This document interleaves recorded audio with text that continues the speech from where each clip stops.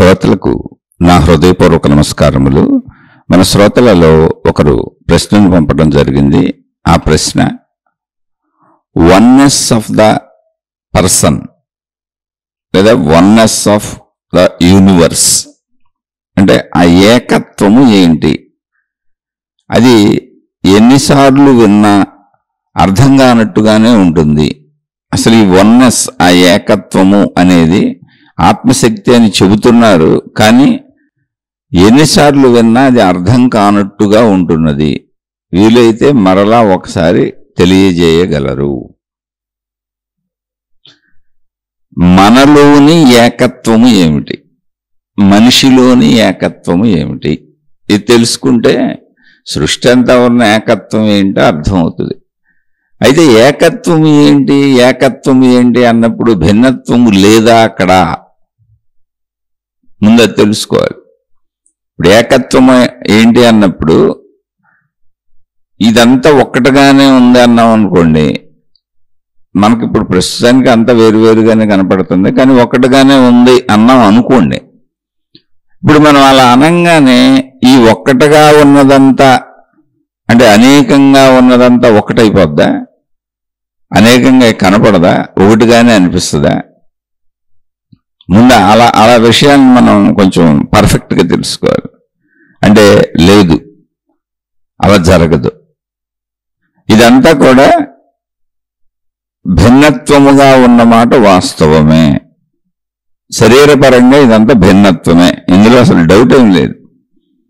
దానికి మనమేమి ఆలోచించాల్సిన అవసరం లేదు. నేనేదో తప్పుగా చూస్తున్నానేమో, నాకు తప్పుగా అర్థమవుతుందేమో అనుకోవాల్సిన అవసరం లేదు. సృష్టిపరంగా, మన శరీరపరంగా, జీవుల పరంగా అంతా భిన్నత్వమే ఉంది, అందులో డౌట్ ఏం లేదు.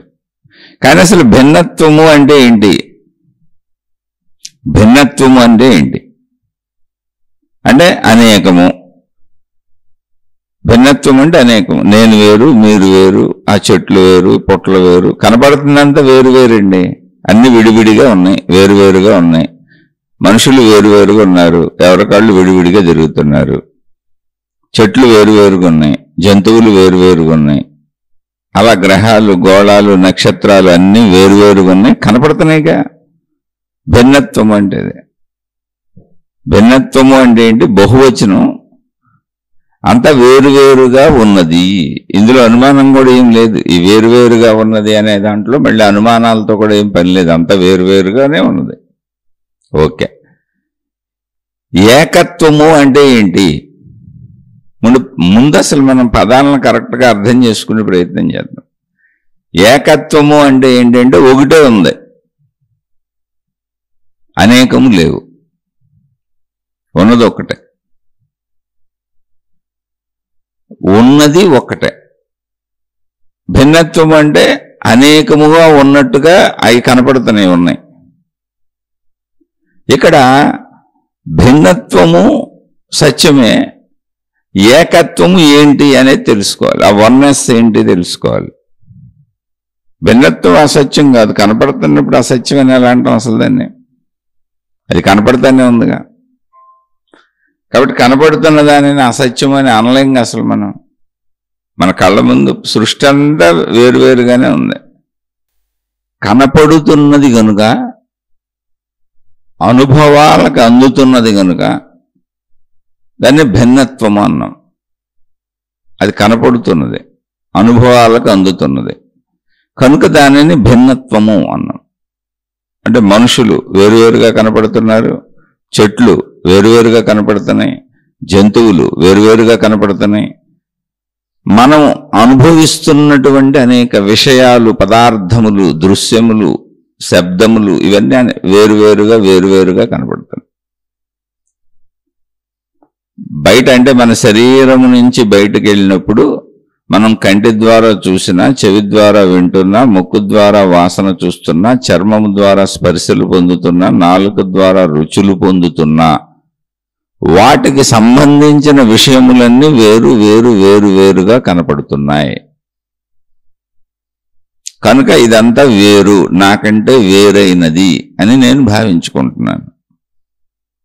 ఇందులో అనుమానం ఏముంది? భిన్నత్వము అంటే అది నా దృష్టిలో, ఎవరి దృష్టిలో అయినా భిన్నత్వము అంటే అది.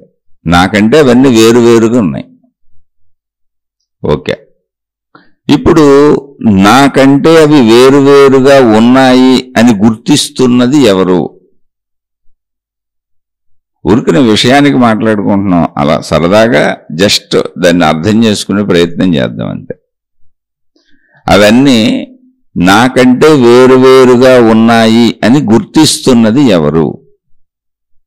నేనే. ఎలా? అదే చూస్తున్నాను, అన్నీ నాకు వేరువేరుగా కనపడుతున్నాయి. నేను చూస్తున్నాను, అన్నీ వేరువేరుగా కనపడుతున్నాయి. చూస్తున్నది ఎవరు? నేను. ఎలా చూస్తున్నావు? కంటి ద్వారా చూస్తున్నాను. ఇప్పుడు కన్ను ద్వారా చూడబడిన విషయములు అనేకంగా ఉన్నాయి. చూస్తున్న కన్ను ఒకటే, చూస్తున్న కన్ను ఒకటే, చూడబడుతున్న విషయములు అనేకముగా ఉన్నాయి. అనేకముగా ఉన్నాయి అని కన్నుకు తెలుస్తుంది, అంటే కంటి ద్వారా చూడటం ద్వారా తెలుస్తుంది. అలాగే శబ్దములు అనేకముగా గ్రహిస్తున్నాను. గ్రహిస్తున్నది ఎవరు? నేనే. ఎలా? చెవి ద్వారా. గ్రహిస్తున్న శబ్దములు అనేకముగా ఉన్నాయి, గ్రహిస్తున్న చెవి ఒకటే ఉన్నది. గ్రహిస్తున్నటువంటి శబ్దములు చెవికి బయట అనేకముగా ఉన్నాయి, కానీ అనేక శబ్దములను గ్రహిస్తున్న చెవి ఒక్కటే. ఓకే, అలాగే వాసనలు అనేకము గ్రహిస్తున్నాను. ఎవరు? నేను. ఎలా? ముక్కు ద్వారా. గ్రహిస్తున్నటువంటి వాసనలు ముక్కుకు బయట, నాకు బయట అనేకము ఉన్నాయి, కానీ అనేకమును గ్రహిస్తున్న ముక్కు ఒకటే ఉన్నది, ఏకముగానే ఉన్నది, ఒకటే ఉంది, అది ఒకటే. అలాగే చర్మము ద్వారా స్పర్శలు గ్రహిస్తున్నాను బయట నుండి, అంటే నాకు బయట అనేక రకములైన స్పర్శలు ఉన్నవి. వేడి ఉన్నది, చల్లదనం ఉన్నది, అలా రకరకాల స్పర్శలు ఉన్నవి. ఆ రకరకాల స్పర్శలను, అంటే స్త్రీ పురుష శారీరక సుఖములతో సహా రకరకాల స్పర్శలను గ్రహిస్తున్నది నేనే. ఎలా? చర్మము ద్వారా, స్పర్శ ద్వారా. గ్రహిస్తున్న చర్మము స్పర్శకు సంబంధించిన అవయవము మొత్తము తల నుంచి కాలు వరకు ఒకటే ఉన్నది. గ్రహిస్తున్న స్పర్శలు అనేకము ఉన్నవి, స్పర్శలు అనేకము ఉన్నవి, కానీ గ్రహించేది ఒకటే. నేను అనేక రుచులు గ్రహిస్తున్నాను. ఎక్కడి నుంచి? బయట ప్రపంచములో నుంచి, బయట ప్రపంచములో ఉన్న పదార్థముల నుంచి. ఎలా గ్రహిస్తున్నాను? నాలుక ద్వారా రుచులు గ్రహిస్తున్నాను. అనేక రకముల ఆహార పదార్థములు బయట నుంచి స్వీకరిస్తున్నాను. తద్వారా రుచులు గ్రహించటమే కాదు, వాటిని అన్నింటినీ నా శరీరముగా మార్చుకుంటున్నాను, నాకు శక్తిగా మార్చుకుంటున్నాను. లేకపోతే నా శరీర ఎదుగుదల ఉండదు. బిడ్డ పుట్టిన దగ్గర నుంచి ఆహారం ఇవ్వలేదనుకోండి, అసలు బిడ్డ మాతృగర్భంలో పడ్డ దగ్గర నుంచి తల్లి ఆహారం తీసుకోలేదనుకోండి, బిడ్డ ఎదగటం కుదరదు. ఆహారమే మానవుడి శరీర ఎదుగుదల. ఇప్పుడు బయట ఉన్నటువంటి ఆహార పదార్థములు అనేకం ఉన్నాయి. ఆహార పదార్థములు అనేకమున్న, అనేక రుచులున్న వాటిని గ్రహిస్తున్న రుచి తెలుసుకునేటువంటి నాలుక ఒకటే. ఇక్కడ ఇంకా అద్భుతమైన విషయం ఏంటంటే, అనేక రకముల ఆహార పదార్థములను స్వీకరించి వివిధ గుణముల, వివిధ రకముల, వివిధ రంగుల, వివిధ ఆకృతుల ఆహార పదార్థములను స్వీకరించి ఒకే రకముగా తయారవుతున్న శరీరము. నా శరీరం మొత్తం ఆహార పదార్థాలు, అది నేనైపోతుంది, అదంతా నేనైపోతుంది. అదంతా నేనైపోతుంది కనుకనే నా శరీరం ఎదుగుతుంది, నా శరీరం పెరుగుతుంది. మనం తిన్న ఆహారం అంతా మన జీర్ణకోశములో అదంతా పచనమై దాని నుంచి రసమంతా పీల్చుకొనబడి పేగులు పీల్చేసుకుంటున్నాయి కడుపులో. అదంతా మళ్ళీ రక్తంగా మార్చబడుతుంది. అదంతా శరీరంలోనే జరిగిపోతుంది. శరీరానికి ఆ నేర్పరితనం ఉంది, ఆ ప్రజ్ఞ ఉంది. అది రక్తముగా మారిపోయి ఆ రక్తములోంచి కొంత భాగము మాంసముగా, ఎముకలుగా, ఆ ఎముకలలో ఉన్నటువంటి మధ్యలో మూలుగా అంటే మజ్జ అంటారు, ఎముకలలో ఉంటుంది. ఎముకల యొక్క బలం అంటే ఎముకలు విరిగిపోకుండా ఉండటానికి ఎముకల యొక్క బలం అదే మజ్జ, మూలుగా లోపల కూర్చబడి ఉంటుంది. అలా రక్తము నిరంతరము మాంసంగా మారుతూ, ఎముకలుగా మారుతూ, అందులో ఉన్న మజ్జగా మారుతూ వీర్యముగా మారుతుంది. వీర్యము అంటే మరలా మనుషులను ఉత్పత్తి చేయడానికి వీలైనటువంటి విత్తనములు అనొచ్చు. మొక్కలు మనకు తెలుసు కాబట్టి మనుషుల నుండి మనుషులు పుడతారు. విత్తనములు ఆ ఆకర్షణ అంటే అలా మనుషుల నుండి మనుషులు పుట్టడానికి అవసరమైనటువంటి విధానములు స్త్రీ పురుషుడు ప్రకృతిచే తయారు చేయబడ్డారు. ఎవరు వాళ్ళు ఇష్టపూర్వకం వచ్చిన వాళ్ళు కాదు. ప్రకృతిచే తయారు చేయబడి వీరిద్దరి మధ్య ఒక ఆకర్షణ పెట్టబడి ఆ ఆకర్షణకి అవసరమైనటువంటి కోరికను తీర్చుకునేటువంటి అవయవములు వీరిద్దరికి పెట్టబడి వీరిద్దరూ ఆ ఆకర్షణచే కలవటం వలన వీరిద్దరిలోని వీర్య కణములు కలిసి మరలా మనిషి స్త్రీ గర్భంలో రూపుదాల్చుకోవటం జరుగుతుంది. అక్కడ 9 నెలలు సంపూర్ణంగా రూపుదాల్చుకున్నాక మళ్ళీ బయటకు రావటం జరుగుతుంది. బయటకు వచ్చిన దగ్గర నుంచి మళ్ళీ ఆహార పదార్థాలు తీసుకొని మనిషి బ్రతకటం జరుగుతుంది. ఇదే ప్రాసెస్. ఇంతే. ఇక్కడ గమనిస్తే ఆహార పదార్థములే మనమైపోతున్నాం. ఆహార పదార్థములు అంటే చలనము లేని జడ పదార్థములుగా కనపడుతున్న ఆహార పదార్థములు మనలోకి వచ్చేటప్పటికి మనని బ్రతికించి మన శరీరాన్ని పెంచుతూ నిరంతరము మనను బ్రతికిస్తూ మనలో చైతన్య శక్తిగా మారుతున్నాయి. అంటే చలనము కలిగినటువంటి చైతన్యముగా సజీవముగా మారిపోయి మళ్ళీ మనలాంటి మనుషులను ఉత్పత్తి చేస్తున్నాయి. వీర్యకణములుగా మారుతున్నాయి. ఇలా అవుతున్నదంతా ఏంటి? ఆహార పదార్థాలే. మొత్తం ఆహార పదార్థాలే. అంటే ఇప్పుడు ఆహార పదార్థాలు మనము వేరువేరా అంటే కాదు. వేరువేరు అయితే ఖచ్చితంగా మనం అవటం కుదరదు. ఆహార పదార్థాలు మనము వేరువేరైతే మనం అవటమే కుదరదు. మనం అవటం అసలు కుదరదు. కాబట్టి అవి మనము వేరువేరు కాదు. ఆహార పదార్థములు ఎలా తయారైనాయి అంటే ఇప్పుడు మనం ఆహార పదార్థాలే. అంటే బాహ్య రూపంలో ఆహార పదార్థాలు మనలోకి వచ్చినప్పుడు అవి మనమే కలిసిపోతున్నాయి. మనలో శక్తిగా మారి మనమే అయిపోతున్నాయి. ఇంకా అక్కడ అభేదత్వము అంటే బయటికి చూస్తే అనేకముగా కనపడే ఆహార పదార్థాలు మనలో చేర్చుకుంటే ఏకత్వం అయిపోతున్నాయి. మనలో చేర్చుకుంటే అది ఏకత్వం అయిపోతున్నాయి.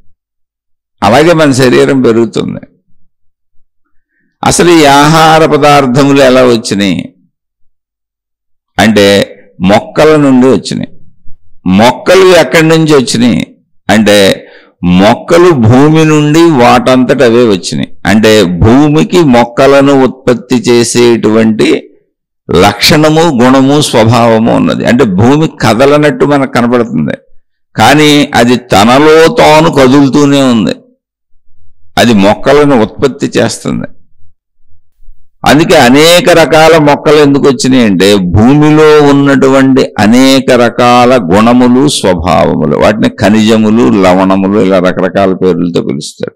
భూమి లోపల ఉండే అనేక గ్యాసులు ఉన్నాయి, అనేక ఆయిల్స్ ఉన్నాయి, అనేక రకాలైనటువంటి మెటీరియల్స్ ఉన్నాయి. ఖనిజాలన్నీ అవే. మనం వాడుకునేటువంటి ఖనిజాలు బయట ఇనుము, బంగారము, వజ్రములు, ఇత్తడి, రాగి, సత్తు, మనం వాడుకునే గ్యాసులు, ఆయిల్స్ మొత్తం భూమి నుంచి వచ్చినవి అన్నీ ఒక రకమైన మట్టులే. మట్టి యొక్క రకములు అవి. వాటిలోంచి వాటిని ఘనీభవింపచేసి ఇప్పుడు ఐరన్ ఓర్ అంటారు. అంటే మట్టిలో ఉన్నటువంటి ఇనుము లాంటి మట్టి, అది పొడిపొడిగానే ఉంది మట్టే, కానీ దాన్ని అంతా కూడా దగ్గరికి చేసి కరిగించి ఘనత్వమును కలిగించి దాన్ని ఇనుముగా తయారు చేస్తున్నారు. అదొకలాంటి మట్టే. అలా ఒకలాంటి మట్టి ఇత్తడిగా అవుతుంది, ఒకలాంటి మట్టి సత్తుగా అవుతుంది, ఒకలాంటి మట్టి బంగారంగా అవుతుంది. అంతా అదే. దాన్ని ప్రాసెస్ చేస్తే ఇలా తయారవుతుంది. తయారు చేసుకుంటున్నాడు మనిషి. ప్రాసెస్ చేయకపోతే అదంతా మట్టే. అంటే ఇప్పుడు మనం వాడుకునే పదార్థములన్నీ ఏంటి? మట్టే.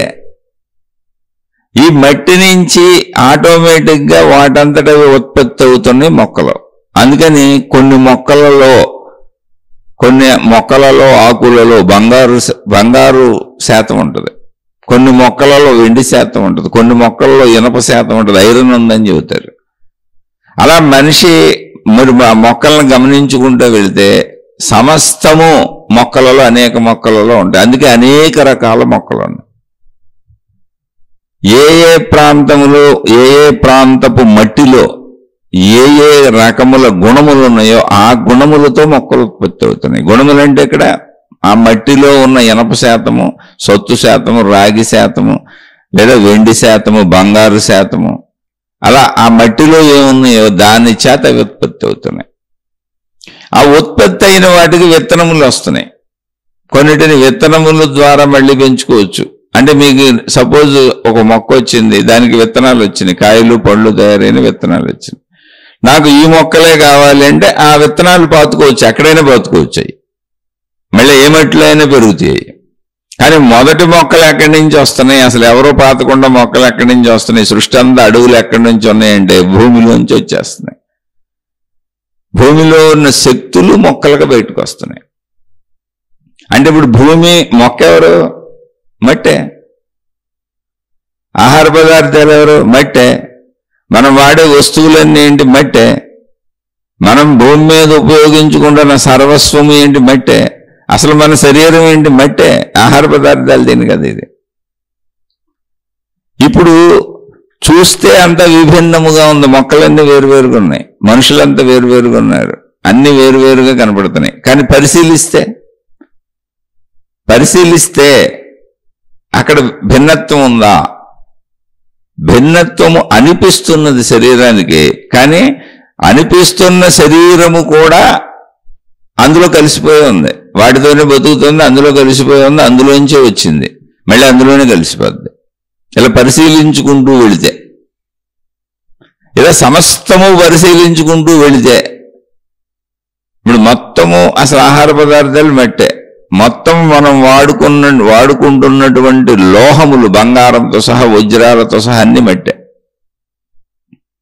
అన్ని మట్టే.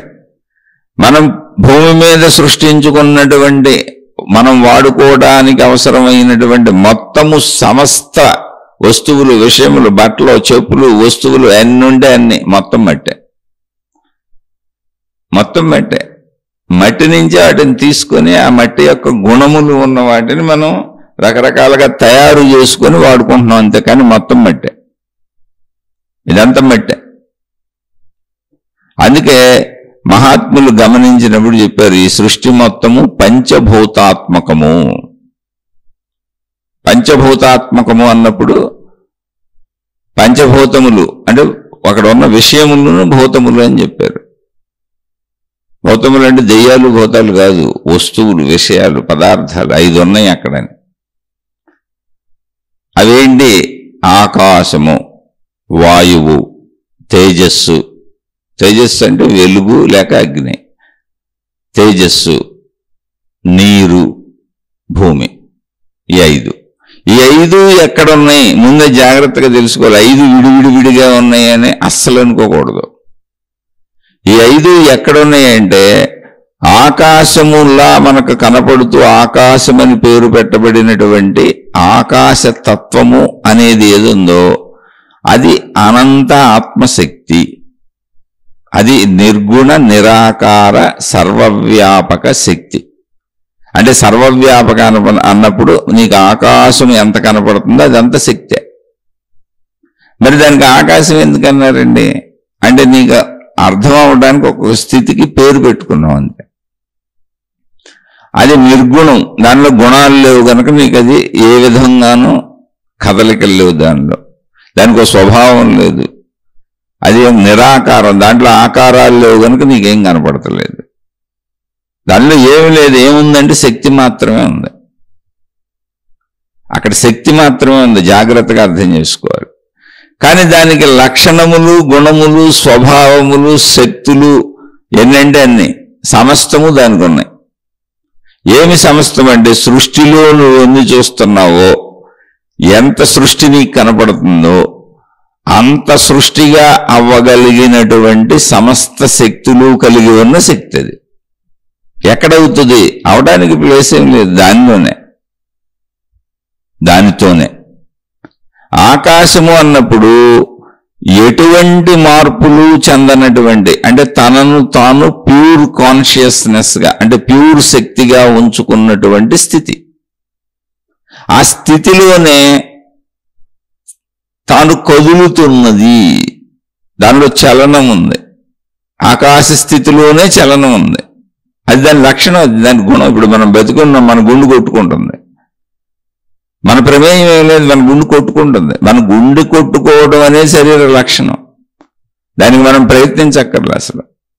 అలాగే మనం ఊపిరి పీల్చి వదులుతున్నాం, అది దాని సహజ లక్షణం, దాని పని అది చేసుకుపోతుంది, అది శరీర లక్షణం. అది మీరు ఆపాలని ప్రయత్నించినా, మీరు దాన్ని పేల్చాలని ప్రయత్నించినా అది మీ భ్రమే, అది ఆటోమేటిక్గా జరుగుతుంది. ఎందుకంటే గాఢ నిద్రలో మనం ఏ ప్రయత్నము చేయలేం, దాని అంతటా అది ఊపిరి వస్తుంది, వెళ్తుంది, అది దాని లక్షణం. అలాగే నిద్రపోవడం, మెలకువ రావడం శరీర లక్షణం.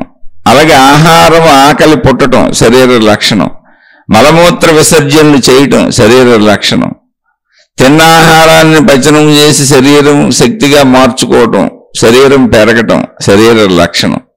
అది ఇదంటే శరీరం లోపలే జరుగుతుంది, శరీరానికి భిన్నంగా జరగట్లే మనకి. అలాగే ఇక్కడ శక్తి లోపలే ఇవన్నీ జరుగుతున్నాయి. ఒరిజినల్గా శక్తి ఎలా ఉంది అంటే నిరాకారముగా ఉంది, దానికి ఏ ఆకారము లేదు. నిర్గుణముగా ఉంది, దానికి ఏ గుణము లేదు, దానికి ఏ స్వభావము తెలియదు, దానికి ఏ రూపురేఖలు లేవు. అది ఆకాశము వలె ఉన్నది. అంటే ఒరిజినల్ దాని షేప్ ఏంటని చెప్పాలన్నప్పుడు ఆకాశము వలె ఉన్నది. కానీ అంటే ఇక్కడ ఆకాశం వలె ఉన్నది అలా ఉండిపోయి ఉంటుంది అనుకుంటున్నారా? కాదు, అది శక్తి. శక్తి అంటే ఏమిటి అంటే సృష్టిలో మనము గమనిస్తున్న, గ్రహిస్తున్న విషయాలు ఎన్నున్నవో, పదార్థాలు ఎన్నున్నవో, దృశ్యములు ఎన్నున్నవో, శబ్దములు ఎన్నున్నవో, రుచులు ఎన్నున్నవో, వాసనలు ఎన్నున్నవో, స్పర్శలు ఎన్నున్నవో, మొత్తము సృష్టి ఎంత ఉన్నదో, అంటే పదార్థములుగా మనకు ఘనత్వమును పొంది దర్శనీయముగా మనం అనుభవిస్తూ గ్రహిస్తూ ఉన్నదని భావించుకుంటున్న సృష్టి ఎంత ఉన్నదో, అది ఎన్ని రకాలుగా ఉన్నదో, అది అన్ని రకములుగా అంతగా అవటానికి అవసరమైన శక్తులన్నీ ఈ శక్తిలో ఉన్నాయి. అది శక్తి అంటే అర్థం.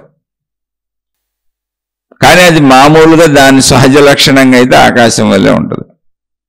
అంటే ఇప్పుడు మన శరీరం మామూలుగా ఉంది, బయట నుంచి చూస్తే మామూలుగా ఉంది, కానీ లోపల దానిపైన జరుగుతూనే ఉంది, గుండు కొట్టుకుంటానే ఉంది, లోపల అవయవాలన్నీ వాటి పనిలో చేసుకుంటానే ఉన్నాయి, రక్త ప్రసరణ నిరంతరం జరుగుతూనే ఉంది, వాయు సంచలనం నిరంతరం జరుగుతూనే ఉంది. మనిషి బ్రతికున్నాడు అంటే జరగవలసిన యాక్టివిటీస్ అన్నీ లోపల జరిగిపోతూనే ఉన్నాయి.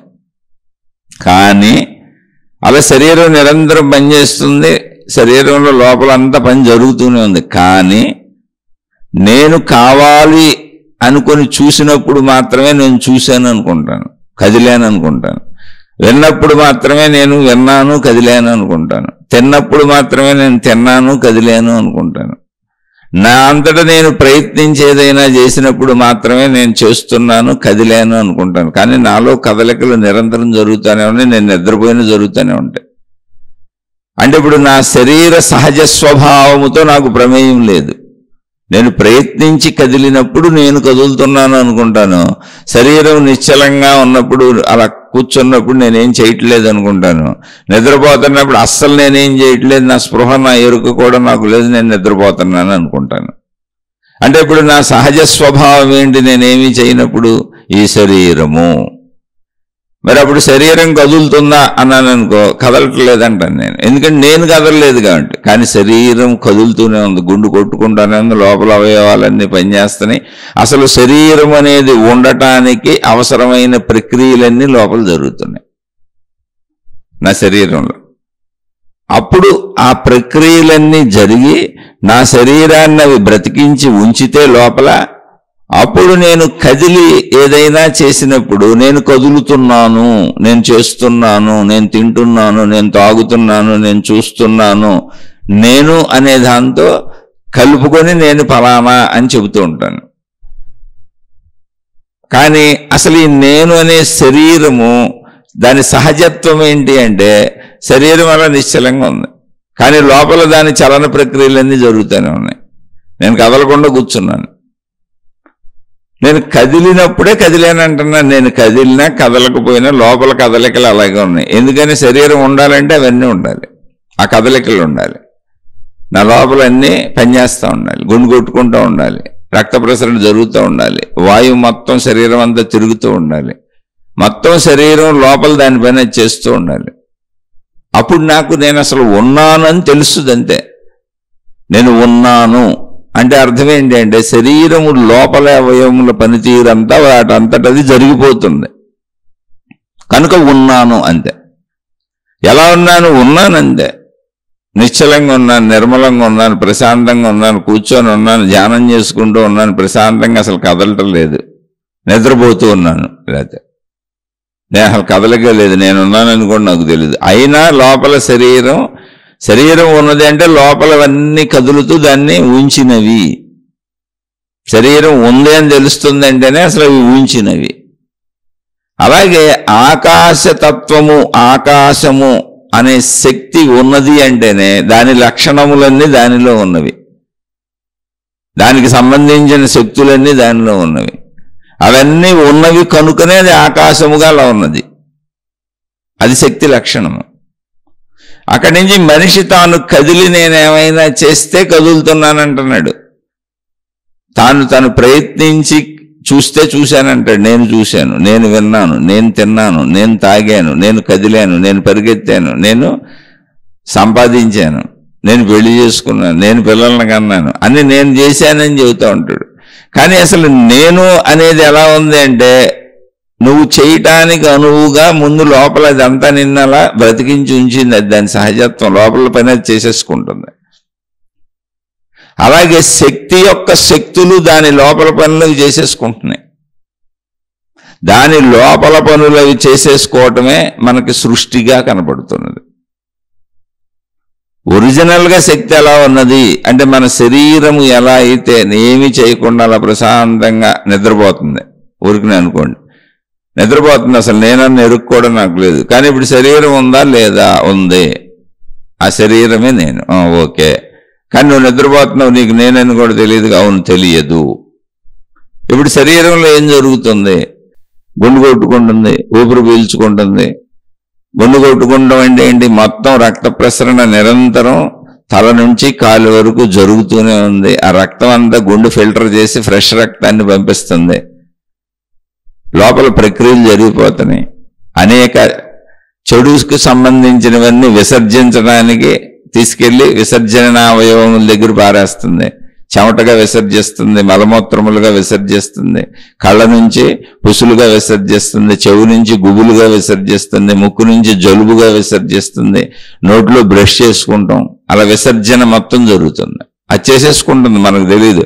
మనకు విసర్జన తెలిస్తే మనలో ఉన్నటువంటి చెడునంతా మనమే టీ వడబోసినట్టు వడబోసేసుకొని రోజు ఎవరికాలం అసలు ఆరోగ్యవంతులుగా బతికేద్దుగా. అసలు అనారోగ్యాలు రావుగా. మనకు తెలియదు దాని గురించి. అసలు మనకు తెలియదు దాని సహజ ప్రక్రియ, అది దాని సహజత్వం, అది దాని సహజత్వం మనకే తెలీదు. లేకపోతే అనారోగ్యాలకు ఎందుకు లోనవుతాం? ఎప్పటికప్పుడు లోపల చెడునంతా మనమే తీసి బయట పారేస్తాం. అది మనకే తెలియదు, దాని సహజత్వము నేను అని మన అలా ఉంచింది అంతే. అది కానీ అలా ఉంచడానికి లోపల మొత్తం అది పనిచేసేసుకుంటుంది. ఇప్పుడు నిద్రలో ఊపిరి పీల్చేసుకుంటుంది, గుండు కొట్టేసుకుంటుంది, శరీరము బ్రతికుండటానికి అవసరమైన ప్రక్రియలన్నీ జరుగుతున్నాయి. ఒక నిద్రాస్థితిలో నేను ఉన్నానా లేనా అంటే ఉన్నాను, ఖచ్చితంగా నా శరీరం ఉంది. అలా సర్వవ్యాపక ఆకాశ స్థితిలో దాని శక్తులన్నీ దానిలో నిద్రాణముగా దానిలోనే ఉన్నాయి. అది ఆకాశ స్థితి అంటే. నిద్రాణముగానే ఎందుకన్నానంటే మన నిద్రాస్థితిని పోల్చి చెప్పాను అంతే. అది పోలిక మాత్రమే అర్థం చేసుకోవటానికండి, మళ్ళీ దాన్ని సత్యంగా తీసేసుకోబాకండి. సత్యముగా అది ఎలా ఉన్నదో ఇప్పుడు మాట్లాడుకుందాం. ఇప్పుడు నిద్రపోతున్న శరీరానికి, ఇప్పుడు నిద్రపోతున్న మన శరీరంలో మొత్తం శరీరం బ్రతికి ఉండడానికి అవసరమైన చర్యలన్నీ లోపల జరుగుతున్నాయి. కానీ నాకు తెలుసా? తెలియదు. నేనున్నానని నాకు తెలుసా? తెలియదు. కానీ నేను ఉన్నాను, నిద్రపోతూ ఉన్నాను. ఇప్పుడు మెలకువ వచ్చినది అన్నప్పుడు నేను ఉన్నానని నాకు తెలిసినది. అలా తెలియజేసినది ఎవరు అంటే నేనే నాకు తెలియజేయబడ్డాను. నాకెవరు తెలియజేస్తే? నన్ను లేపి చెప్పారు ఎవరన్నా నువ్వు ఉన్నావని? చెప్పలేదుగా. మెలకువ అనేది నాలో నాకే జరిగింది, నిద్ర అనేది నాలో నాకే జరుగుతుంది. నేను ప్రయత్నించి నిద్రపోవట్లేదు, నేను ప్రయత్నించి మెలకువ తెచ్చుకోవట్లేదు. నేను అలా భావించుకుంటున్నాను. జరుగుతున్న ప్రక్రియలకు నేను నన్ను ఆపాదించుకొని నేను నిద్రపోతున్నాను, నేను మేలుకున్నానని నేను చెప్పుకుంటున్నాను తప్ప జరుగుతున్న ప్రక్రియలే, ఈ శరీరములో జరుగుతున్న సహజ ప్రక్రియలే. మీరు గమనించి చూడండి. మెలకువ దానంతట అదే వచ్చిందంటే నాకు నేనే మెలకువ తెచ్చుకున్నాను. నిద్ర దానంతట అదే వచ్చిందంటే నాకు నేనే నిద్రను తెచ్చుకున్నాను. నాకెవరో నిద్ర నన్ను చెప్పి ఇప్పుడు నిద్రపో, ఇదిగో నీకు నిద్ర వస్తుంది, ఇప్పుడు నువ్వు నిద్రపోతున్నావు, నాకెవరు నిద్రనివ్వలా. అలాగే ఇదిగో నీకు మెలకువని ఎవరు లేపి నాకు మెలకువని ఇవ్వలా. మెలకువ దానంతటది శరీరంలో జరుగుతుంది అంటే నాలో జరుగుతుంది. నిద్ర దానంతటది శరీరంలో జరుగుతుంది అంటే నాలో జరుగుతుంది. అంటే నాకు నేనే నిద్రను తెచ్చుకున్నాను, నాకు నేనే మెలకువని తెచ్చుకున్నాను. దానంతటా అది జరిగే ప్రక్రియలు అవి దానంతటా జరుగుతాయి. అలాగే ఇప్పుడు స్త్రీ పురుష శారీరక కోరికలు ఉన్నాయి, శరీరములో అవి పుడతాయి. పుట్టకపోతే మీరు అసలు కోరిక తీర్చుకునే ప్రయత్నం కూడా చేయలేరు. మీరు చాలామందిని గమనించండి. ఇప్పుడు అన్ని చిత్ర విచిత్రమైన విషయాలు వింటూ ఉంటాం. కొందరు మగవాళ్ళకు మగవాళ్లే ఇష్టం అంట, అందుకని వాళ్ళు మగవాళ్లతోనే ఉంటారు. కొందరికి ఆడవాళ్ళకి ఆడవాళ్లే ఇష్టం అంట, వాళ్ళు ఆడవాళ్లతోనే సహచర్యం చేస్తున్నారు.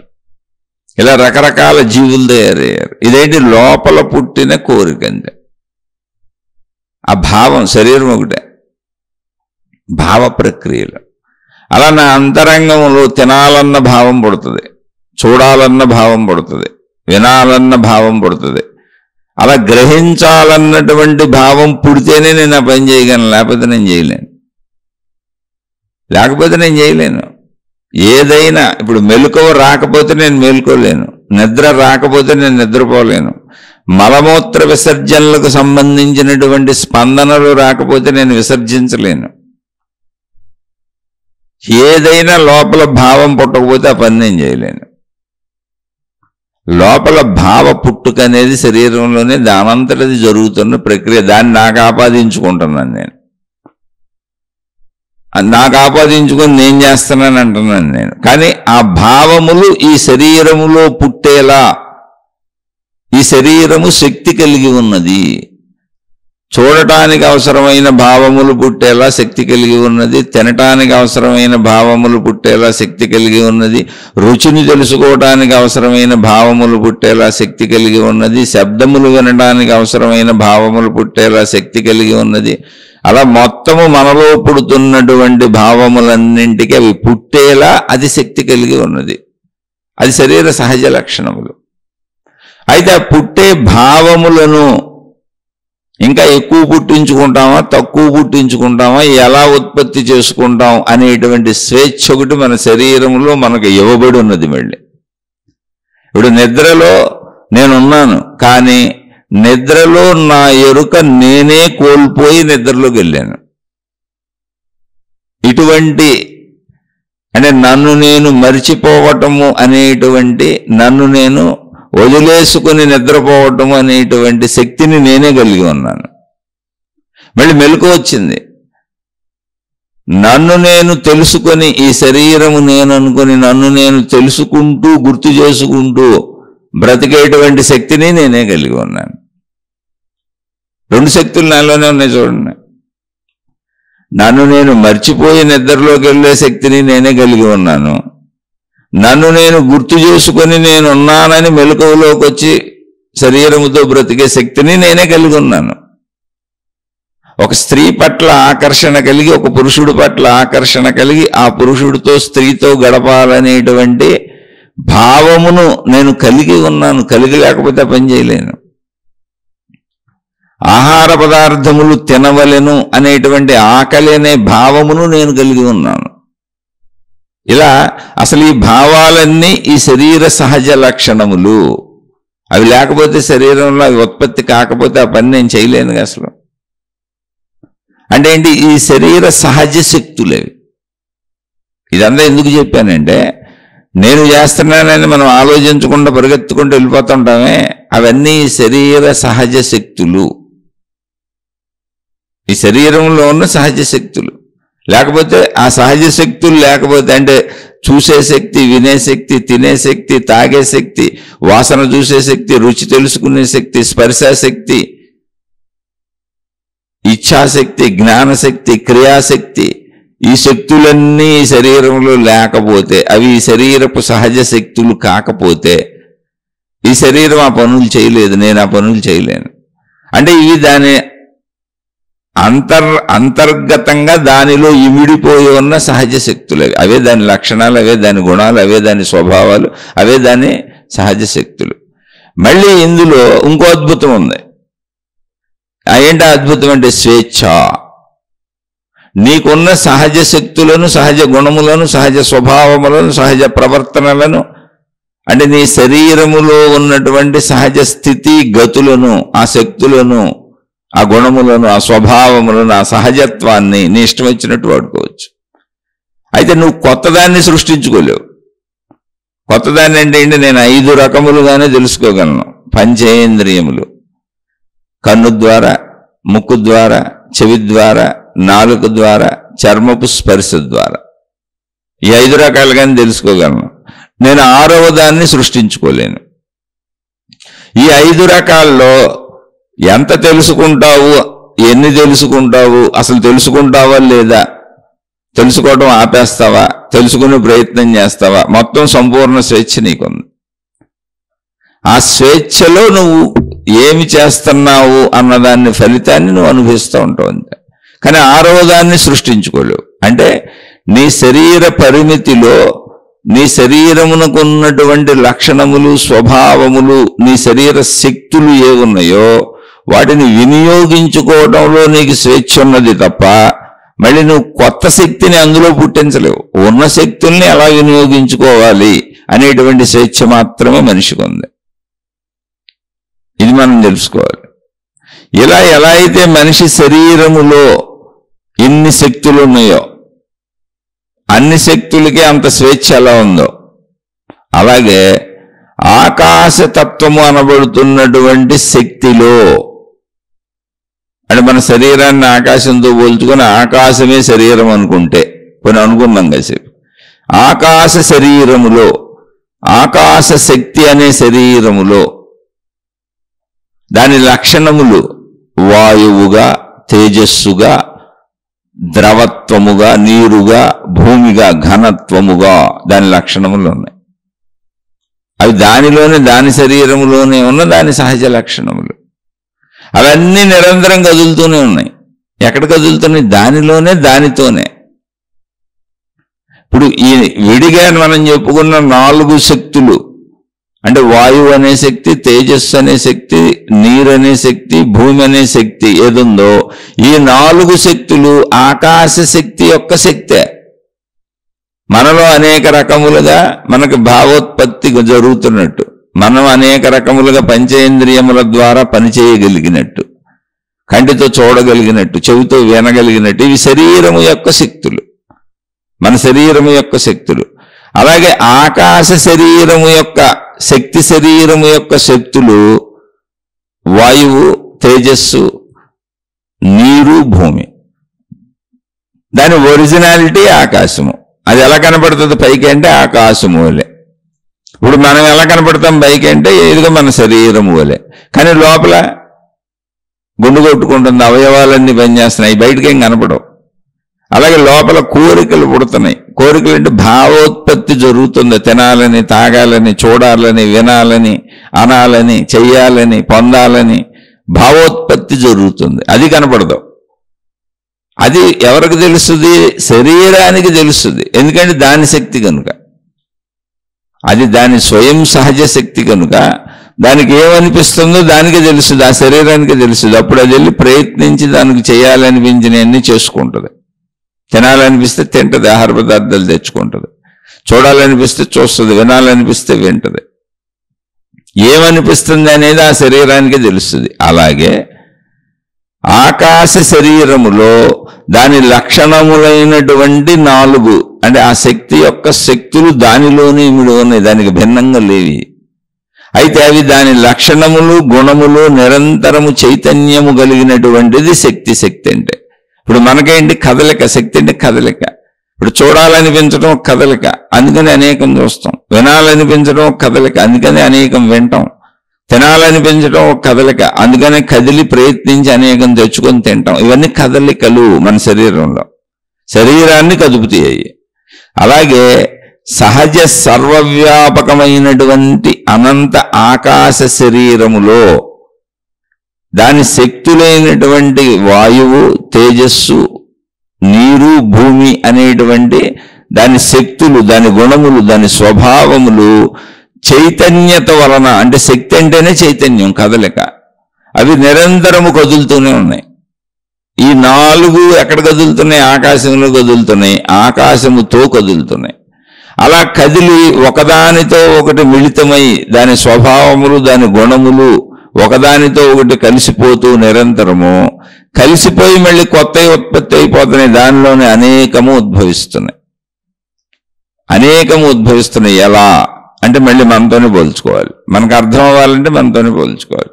ఇప్పుడు నా కన్ను చూడాలి అని అనుకున్నది, అది నా లోపల భావం, అది నా శక్తి యొక్క శక్తి, నా శరీరం యొక్క సహజ శక్తి, చూడాలనిపించటం. అప్పుడు నేనేం చేశాను? కన్ను తెరిచి బయట చూశాను, నాకు చూడాలనిపించినవన్నీ చూస్తున్నాను. అలా చూస్తున్నప్పుడు మిళితమై నేను చూసినవన్నీ నా లోపల దృశ్యములుగా వచ్చి చేరినాయి. మళ్ళీ ఆ దృశ్యములు తర్వాత నన్ను కదుపుతూ ఉంటాయి.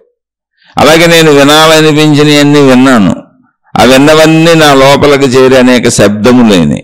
మళ్ళీ అవన్నీ నన్ను కదుపుతూ అనేక శబ్దములను నాలో కొత్తదనాన్ని సృష్టించి మళ్ళీ కొత్తవి వినేలా ప్రేరేపిస్తూ ఉంటాయి. అలా నేను మొత్తం శరీరంతో తినాలనిపించినవి తిన్నాను.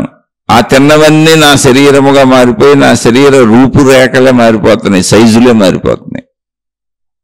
అలా నేను వాసనలు కావలసినవన్నీ వాసనలు గ్రహించాను, అవన్నీ నాలో ప్రవేశించి అనేక సరికొత్త వాసనలు నాలో గుర్తుండి మళ్ళీ వాసనలు పొందాలని బయటకు వెళ్ళి ప్రయత్నించి నన్ను కదుపుతున్నాయి.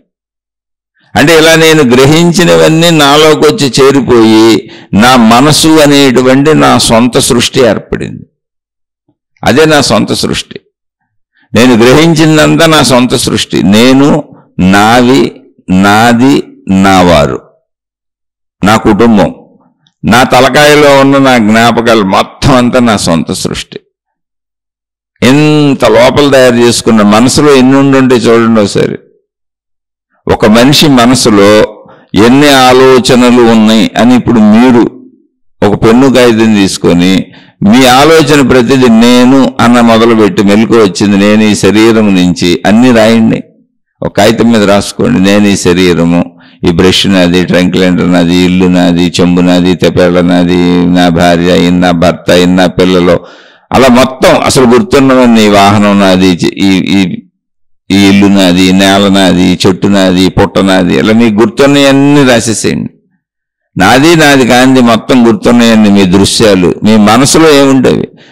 మీరు చూసిన దృశ్యాలన్నీ, మీరు విన్న శబ్దాలన్నీ, మీరు తిన్న ఆహార పదార్థాలన్నీ, మీరు గ్రహించిన విషయాలన్నీ. అంటే మీ సృష్టి ఎంత ఉందో మీకు తెలుస్తుంది. రాయండి అంటే రాయమని కాదు, రాయలేరు, రాస్తే జీవితకాలం సరిపోదు. మీ సృష్టి ఎంత ఉంది లోపల ఇప్పుడు మనసుగా అంటే కోటాను కోట్లు. ఒక మనిషి అంతరంగములోనే తాను అనేకముతో కలవటం వలన, పంచేంద్రియముల ద్వారా అనేకముతో కలవటం వలన తనలో ఏర్పడిన సృష్టి అనంతంగా ఉంది. అదే మనసు. ఈ మానసిక సృష్టినే మనం నిద్రపోతున్నప్పుడు స్వప్నలోకంలో కలలు అంటాం. కాదు, అది మానసిక లోకంలో అది నిజమే. శరీర లోకంలో నేను శరీరంతో చేయలేదు కనుక అది అబద్ధము అని దానికి కళ అని పేరు పెట్టాను. కళ కాదు, మానసిక లోకములో అది నిజము. అది మనసు చేస్తున్నది నిజమే. నేను దాన్ని శరీరంతో చేయలేదంతే. ఆ లోకంలో అది నిజమే. అంటే మనోలోకపు సృష్టి నేను తయారు చేసుకున్నా. మనోలోకంలో అది కళ కాదు, నిజమే అదంతా. కానీ శరీర లోకంలో మనోలోకానికి కళ అని పేరు పెట్టాను అంతే. ఎందుకంటే నేను శరీరంతో చేయలే, శరీరం నిద్రపోతుంది కనుక.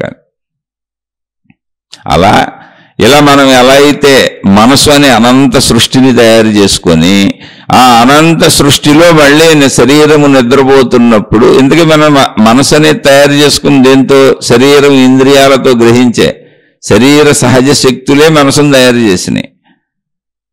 అది ఒక పెద్ద సృష్టి అయిపోయింది మన లోపల మనస్సు అనేది. మళ్ళీ ఆ సృష్టి మన మెలకువలో కదిపి బయటకు పంపిస్తూ ఉంటుంది, బయట సృష్టిలోకి. మళ్ళీ బయట సృష్టిలోంచి వచ్చి లోపల సృష్టి తయారు చేసుకుంటూ ఉంటాం. ఈ బయట సృష్టిలోకి వెళ్ళేది మెలకువలో, లోపల సృష్టి తయారు చేసుకునేది మెలకువలో. కానీ నిద్రలో లోపల సృష్టి దానంతటది కదులుతుంది, బయట సృష్టిగానే ఉంటుంది. అది మనోలోకంలో నిజమే. అది నిజంగా మనోలోకంలో జరుగుతున్న చర్య, అబద్ధమేం కాదు. కానీ అది మనస్సులో జరుగుతుంది. నేను సృష్టించుకున్నటువంటి మనోసృష్టి అది మనసులో జరుగుతుంది. నేను శరీరంతో చేయలేదు కనుక కళ అన్నాను అంతే. మళ్ళీ నేను మెలకువలో శరీరంతో చేసినప్పుడు నాకు నా శరీరానికి నిజం అది, మనసులోది మనసుకు నిజం అది. ఇలా మన శరీరంలో ఎలా ఎంత సృష్టి తయారైందో, పంచభూతాత్మకమైనటువంటి శక్తులు తనలోనే ఇముడ్చుకుని ఉన్నటువంటి ఆకాశ శక్తి ఏదుందో అది చైతన్యముగా కదులుతూ కదులుతూ కదులుతూ తనలో తానే తన గుణములే అనేకముగా కదిలి కదిలి ఒకదాంతో ఒకటి కలిసి కలిసి అనేకమై ఈ సృష్టిగా మనకు అనిపిస్తున్నది, కనిపిస్తున్నది, వినిపిస్తున్నది, మొత్తముగా అనిపిస్తున్నది. అంటే ఈ సృష్టి అంతా ఇప్పుడు ఎక్కడుంది? మన మనసంతా ఎక్కడుంది? మన లోపల ఉంది. అంటే ఈ శరీర సహజ లక్షణములైనటువంటి శబ్దస్పర్శ రూపరస గంధములు అనేటువంటి మన పంచేంద్రియముల ద్వారా గ్రహించినటువంటి సహజ లక్షణములు, అవన్నీ పంచేంద్రియములు గ్రహించటం ఈ శరీర సహజ లక్షణములు. వాటి ద్వారా ఏర్పడినటువంటి మనసు మన సొంత సృష్టి. అది ఎక్కడుంది? మనలోనే ఉంది. మన మనసులో ఉన్న సృష్టి అంతా మనకు దర్శనం అవుతానే ఉంటుంది. చూసుకోండి కావాలంటే. మన మనసులో ఉన్న సృష్టి మనకు దర్శనం అవుతుందా? అవుతానే ఉందిగా. మన మనసులో ఉన్న సృష్టికి తగ్గట్టు మనం కంపిస్తామా లేదా? భయం వస్తే భయపడతామా లేదా? భయ భావన మనసులో వచ్చింది, భయపడతాం. దుఃఖ భావన వచ్చింది, దుఃఖపడతాం. ఆనంద భావన వచ్చింది, ఆనందపడతాం. కోరిక భావన వచ్చింది, తీర్చుకునే ప్రయత్నం చేస్తాం. ఆ భావాలకు అనుగుణంగానే శరీరాన్ని కదుపుతూ ఉంటాం. అంటే ఆ భావము శరీరాన్ని కదుపుతుంది కనుక అది శరీర సహజ లక్షణం. అందుకే శరీరం కంపిస్తుంది. దానికి శరీర లక్షణాలే. భావాలు వేరు, శరీరం వేరు కాదు. మళ్ళీ అంటే ఈ శరీరము అన్ని శక్తులు కలిగి ఉన్నది. ఈ శరీరం యొక్క శక్తులవి, అన్ని శక్తులు కలిగి ఉన్నది. అలా మనం ఒక సృష్టి ఎలా తయారు చేసుకొని ఆ సృష్టి ఉన్నది అనుకొని ఆ మానసిక సృష్టి నాదనుకొని దానికి అంటుకుపోయి అదంతా నాదని భావించుకొని జీవిస్తున్నాం మనం. ఎవరికాళ్ళు చూసుకోండి. నేను, నాది, నావి, నావారు అంటే ఇదే నా మానసిక సృష్టి. అది అబద్ధమా? కాదు. మానసిక లోకంలో అది నిజమే. మెలకువ శరీర లోకంలో కూడా అది నిజమే. కానీ మానసిక లోకములో శరీరము నిద్రపోయి అదంతా నిజమంతా జరుగుతున్నప్పుడు శరీరంతో నేను మానసిక లోకంలో చేయలేదు కనుక, ఎందుకంటే ఆ మానసిక లోకంలో నా శరీరం కూడా ఉంటుంది, కానీ నేను నిద్రపోయానని నాకు తెలుసు ఇక్కడ, అందువలన దానిని కళ అని పేరు పెట్టి వదిలేశాను. కాదు, మానసిక లోకంలో అది నిజం, అది దాని సహజ లక్షణం. మనసులో నిజంగా అక్కడ మొత్తం అన్ని జరుగుతున్నాయి అవన్నీ, కానీ శరీర లోకంలో ఇవి లేవు, అందువల్ల కళ అన్నాను అంతే. శరీర లోకంలో అవి లేవా అని నిజంగా మెలకు వచ్చినాక చూస్తే మానసిక లోకంలో ఏం జరుగుతున్నాయో అదే దానితో శరీర లోకం నడుస్తుంది.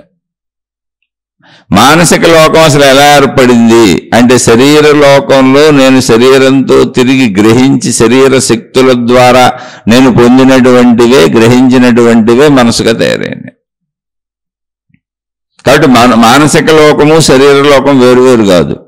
కానీ నిద్రపోతున్నప్పుడు శరీరంతో నేను చెయ్యలేదు అని నేను భావించుకుంటున్నాను కనుక మనోలోకంలో నేనే చేసినవన్నీ కూడా నా ద్వారానే జరిగి నేనే చేసి నేనే జరిపినవన్నీ కూడా కళ అని వదిలేశాను. ఎందుకంటే నేను శరీరం అనే గాఢ భావనలో నేనున్నాను కనుక.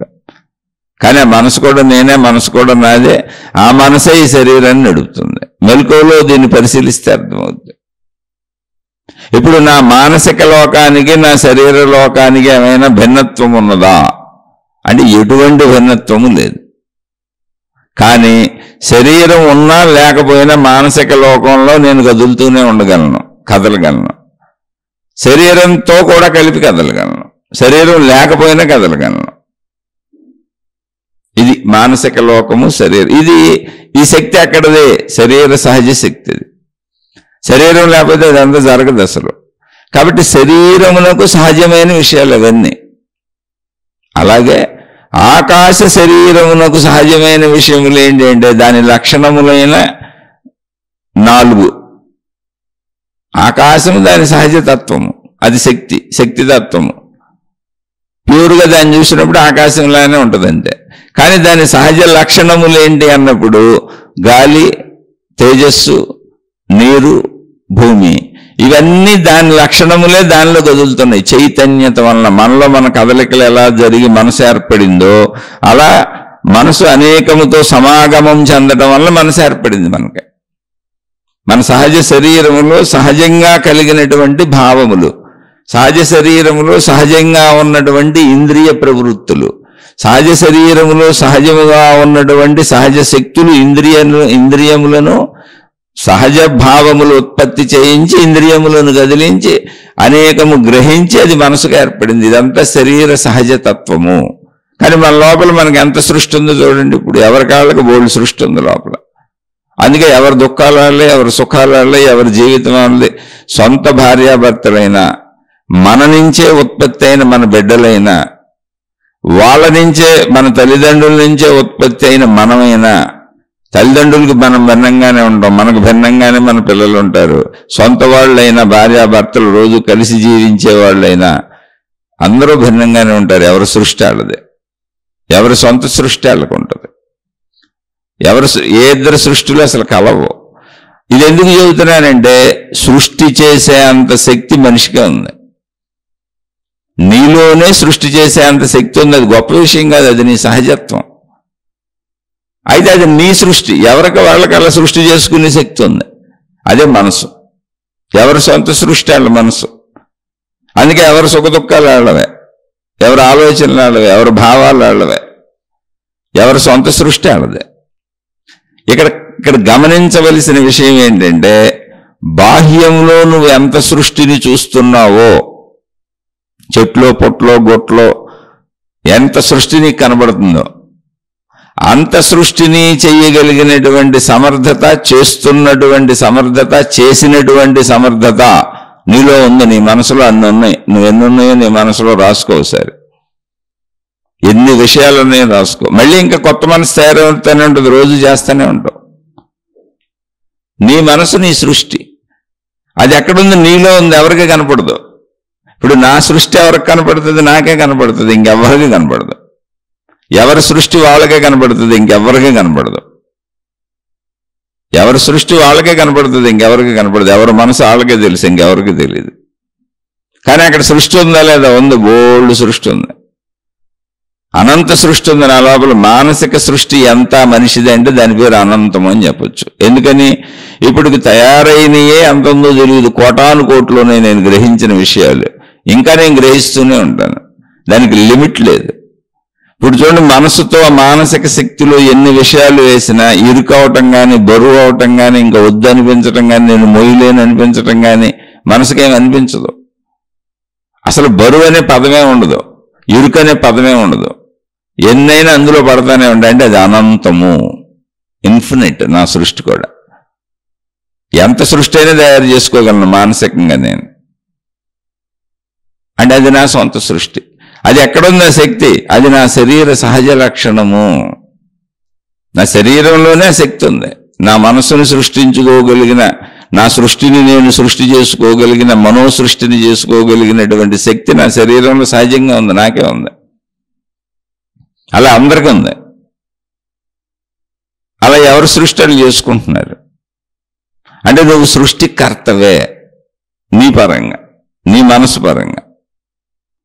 ఆ సృష్టితోనే, ఆ సృష్టిలోనే నువ్వు జీవిస్తున్నావు. మళ్ళీ నువ్వు చేసిన సృష్టిలోనే నువ్వు జీవిస్తున్నావు. ఇప్పుడు మన శరీరం ఎలా కదులుతుంది? మన మనసులో ఉన్న ఆలోచనలు, భావాలకు తగ్గట్టుగా శరీరాన్ని కదుపుతాం మెలకు రాగానే. మరి మనసు ఎలా ఏర్పడింది? ఆల్రెడీ నేను తయారు చేసుకున్న సృష్టి ఈ శరీరంతోనే. అంటే నేను తయారు చేసుకున్న సృష్టిలోనే నేను సంచరిస్తున్నాను. మళ్ళీ కొత్త సృష్టి నేనే తయారు చేసుకుంటున్నాను. ఇది ఎలా ఉందంటే, ఒక సాలీడు అనేటువంటి ఒక చిన్న జంతువు ఉంటుంది. అది తన నోటి నుంచి వచ్చినటువంటి ద్రవముతో గూడు అల్లుకుంటుంది. ఒక గూడు అంటే ఇల్లు కట్టుకుంటుంది, అందులోనే అది ఉంటుంది. మళ్ళీ తర్వాత తన గూడును తానే తినేసి అది కిందకు వచ్చేస్తుంది. మళ్ళీ అది గూడు అల్లుకుంటుంది రెస్ట్ తీసుకోవాలనుకున్నప్పుడు, అందులోనే రెస్ట్ తీసుకుంటుంది. మళ్ళీ తన గూడును తానే తినేసి మళ్ళీ సంచరిస్తూ ఉంటుంది. అంటే ఏంటి? దాని నుంచి అదే ఉత్పత్తి చేసుకుంటుంది. అలా మన నుంచి మనమే ఉత్పత్తి చేసుకున్న సృష్టిలో మనమే సంచరిస్తూ సుఖదుఖాలకు లోనవుతూ ఉంటాం. ఈ అద్భుతం అంతా ఎక్కడ ఉంది అంటే నా శరీరంలోనే ఉంది. అది నా శరీర సహజ లక్షణం. నా సృష్టి నాది, నీ సృష్టి నీది, ఎవరి సృష్టి ఆడది. అలా సృష్టి చేసుకునే శక్తి మనకుంది. అలాగే అనంత సర్వవ్యాపక ఆకాశ శరీరములో, ఆ ఆకాశ శక్తిలో, ఆ శక్తి శరీరములో దాని లక్షణములు, గుణములు, స్వభావములైనటువంటి ఈ పంచభూతములు, దానిలో అది కలుస్తూ, దానితో అది కలుస్తూ, ఒకదానితో ఒకటి కలిసిపోతూ విభిన్నముగా అనేకముగా సృష్టిగా మనకు దర్శనీయమవుతున్నది. అయితే దర్శనీయమవుతున్నది ఎవరికే? మనకే. మరి మనం ఎక్కడున్నాం? మనం కూడా సృష్టిలోనే ఉన్నాం. ఏ విషయం మర్చిపోకూడదు. మనం కూడా అదే సృష్టిలో ఉన్నాం.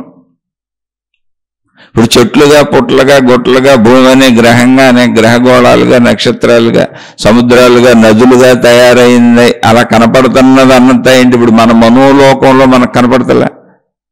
బాహ్య సృష్టిలోంచి విషయాలను గ్రహించి మనం అనుభవించి పంచేంద్రియాల ద్వారా గ్రహించిన విషయాలన్నీ మన మనోలోకంలో మనకు సృష్టిగా దర్శనమవుతున్నాయిగా.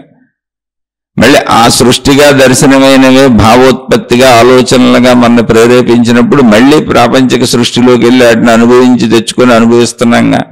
అలా నిరంతరం మనం సృష్టిలో తిరుగుతూ, అంటే బాహ్య సృష్టిలో తిరుగుతూ అంతర్సృష్టి తయారు చేసుకుంటూ, అంతర్సృష్టి యొక్క ప్రమేయము చేత, ప్రచోదనము చేత మళ్ళీ బాహ్య సృష్టిలోకి వెళ్తూ, బాహ్య సృష్టి నుంచి గ్రహించింది అంతఃసృష్టి చేసుకుంటూ, అంతఃసృష్టి ప్రచోదనం చేత బాహ్య సృష్టిలోకి వెళుతూ, బాహ్య సృష్టి నుంచి గ్రహించినది అంతఃసృష్టి చేసుకుంటూ. మీరు గమనిస్తే ఇప్పుడు బాహ్య సృష్టికి అంతఃసృష్టికి తేడా ఉన్నది చూడండి.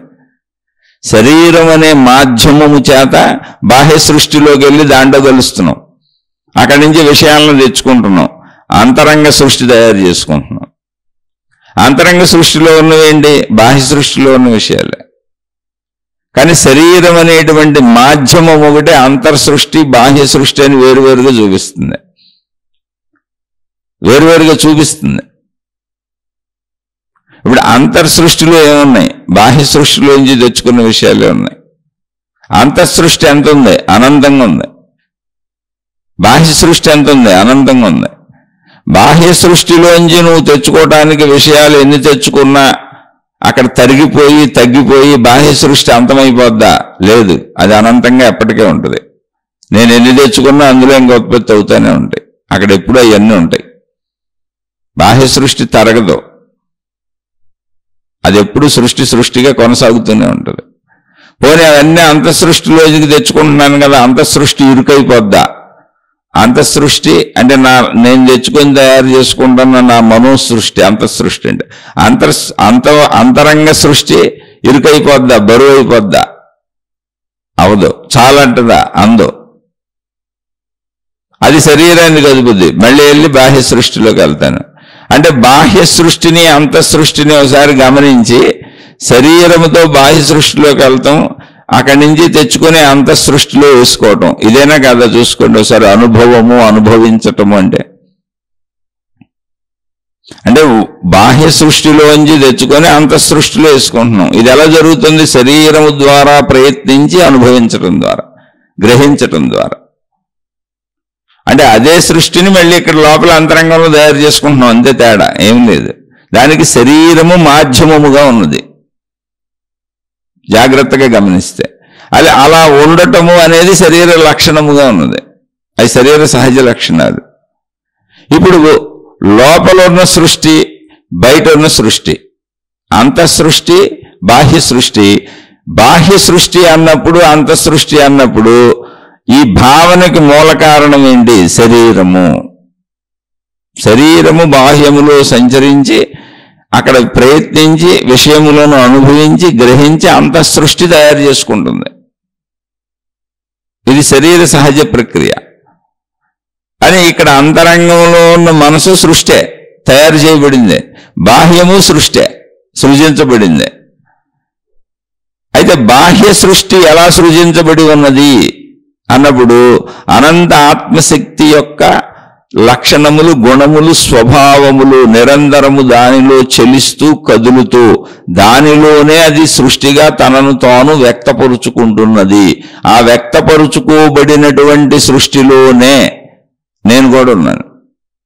నేను అక్కడే ఉన్నాను. ఇంతకే నేను భిన్నంగా నేను అంటే ఇప్పుడు అసలు నేను అనేది ఎక్కడున్నాను? నేను ఈ శరీరం అనేది నాదనే శరీరం ఎక్కడ వ్యక్తీకరించబడింది? పంచభూతాత్మకమైన సృష్టిలో వ్యక్తీకరించబడి ఉన్నది అది నా శరీరము. అందుకనే అదే లక్షణము నా శరీరము కలిగి ఉన్నది. ఇప్పుడు పంచభూతాత్మకమైన సృష్టిలో ఏం జరుగుతుంది?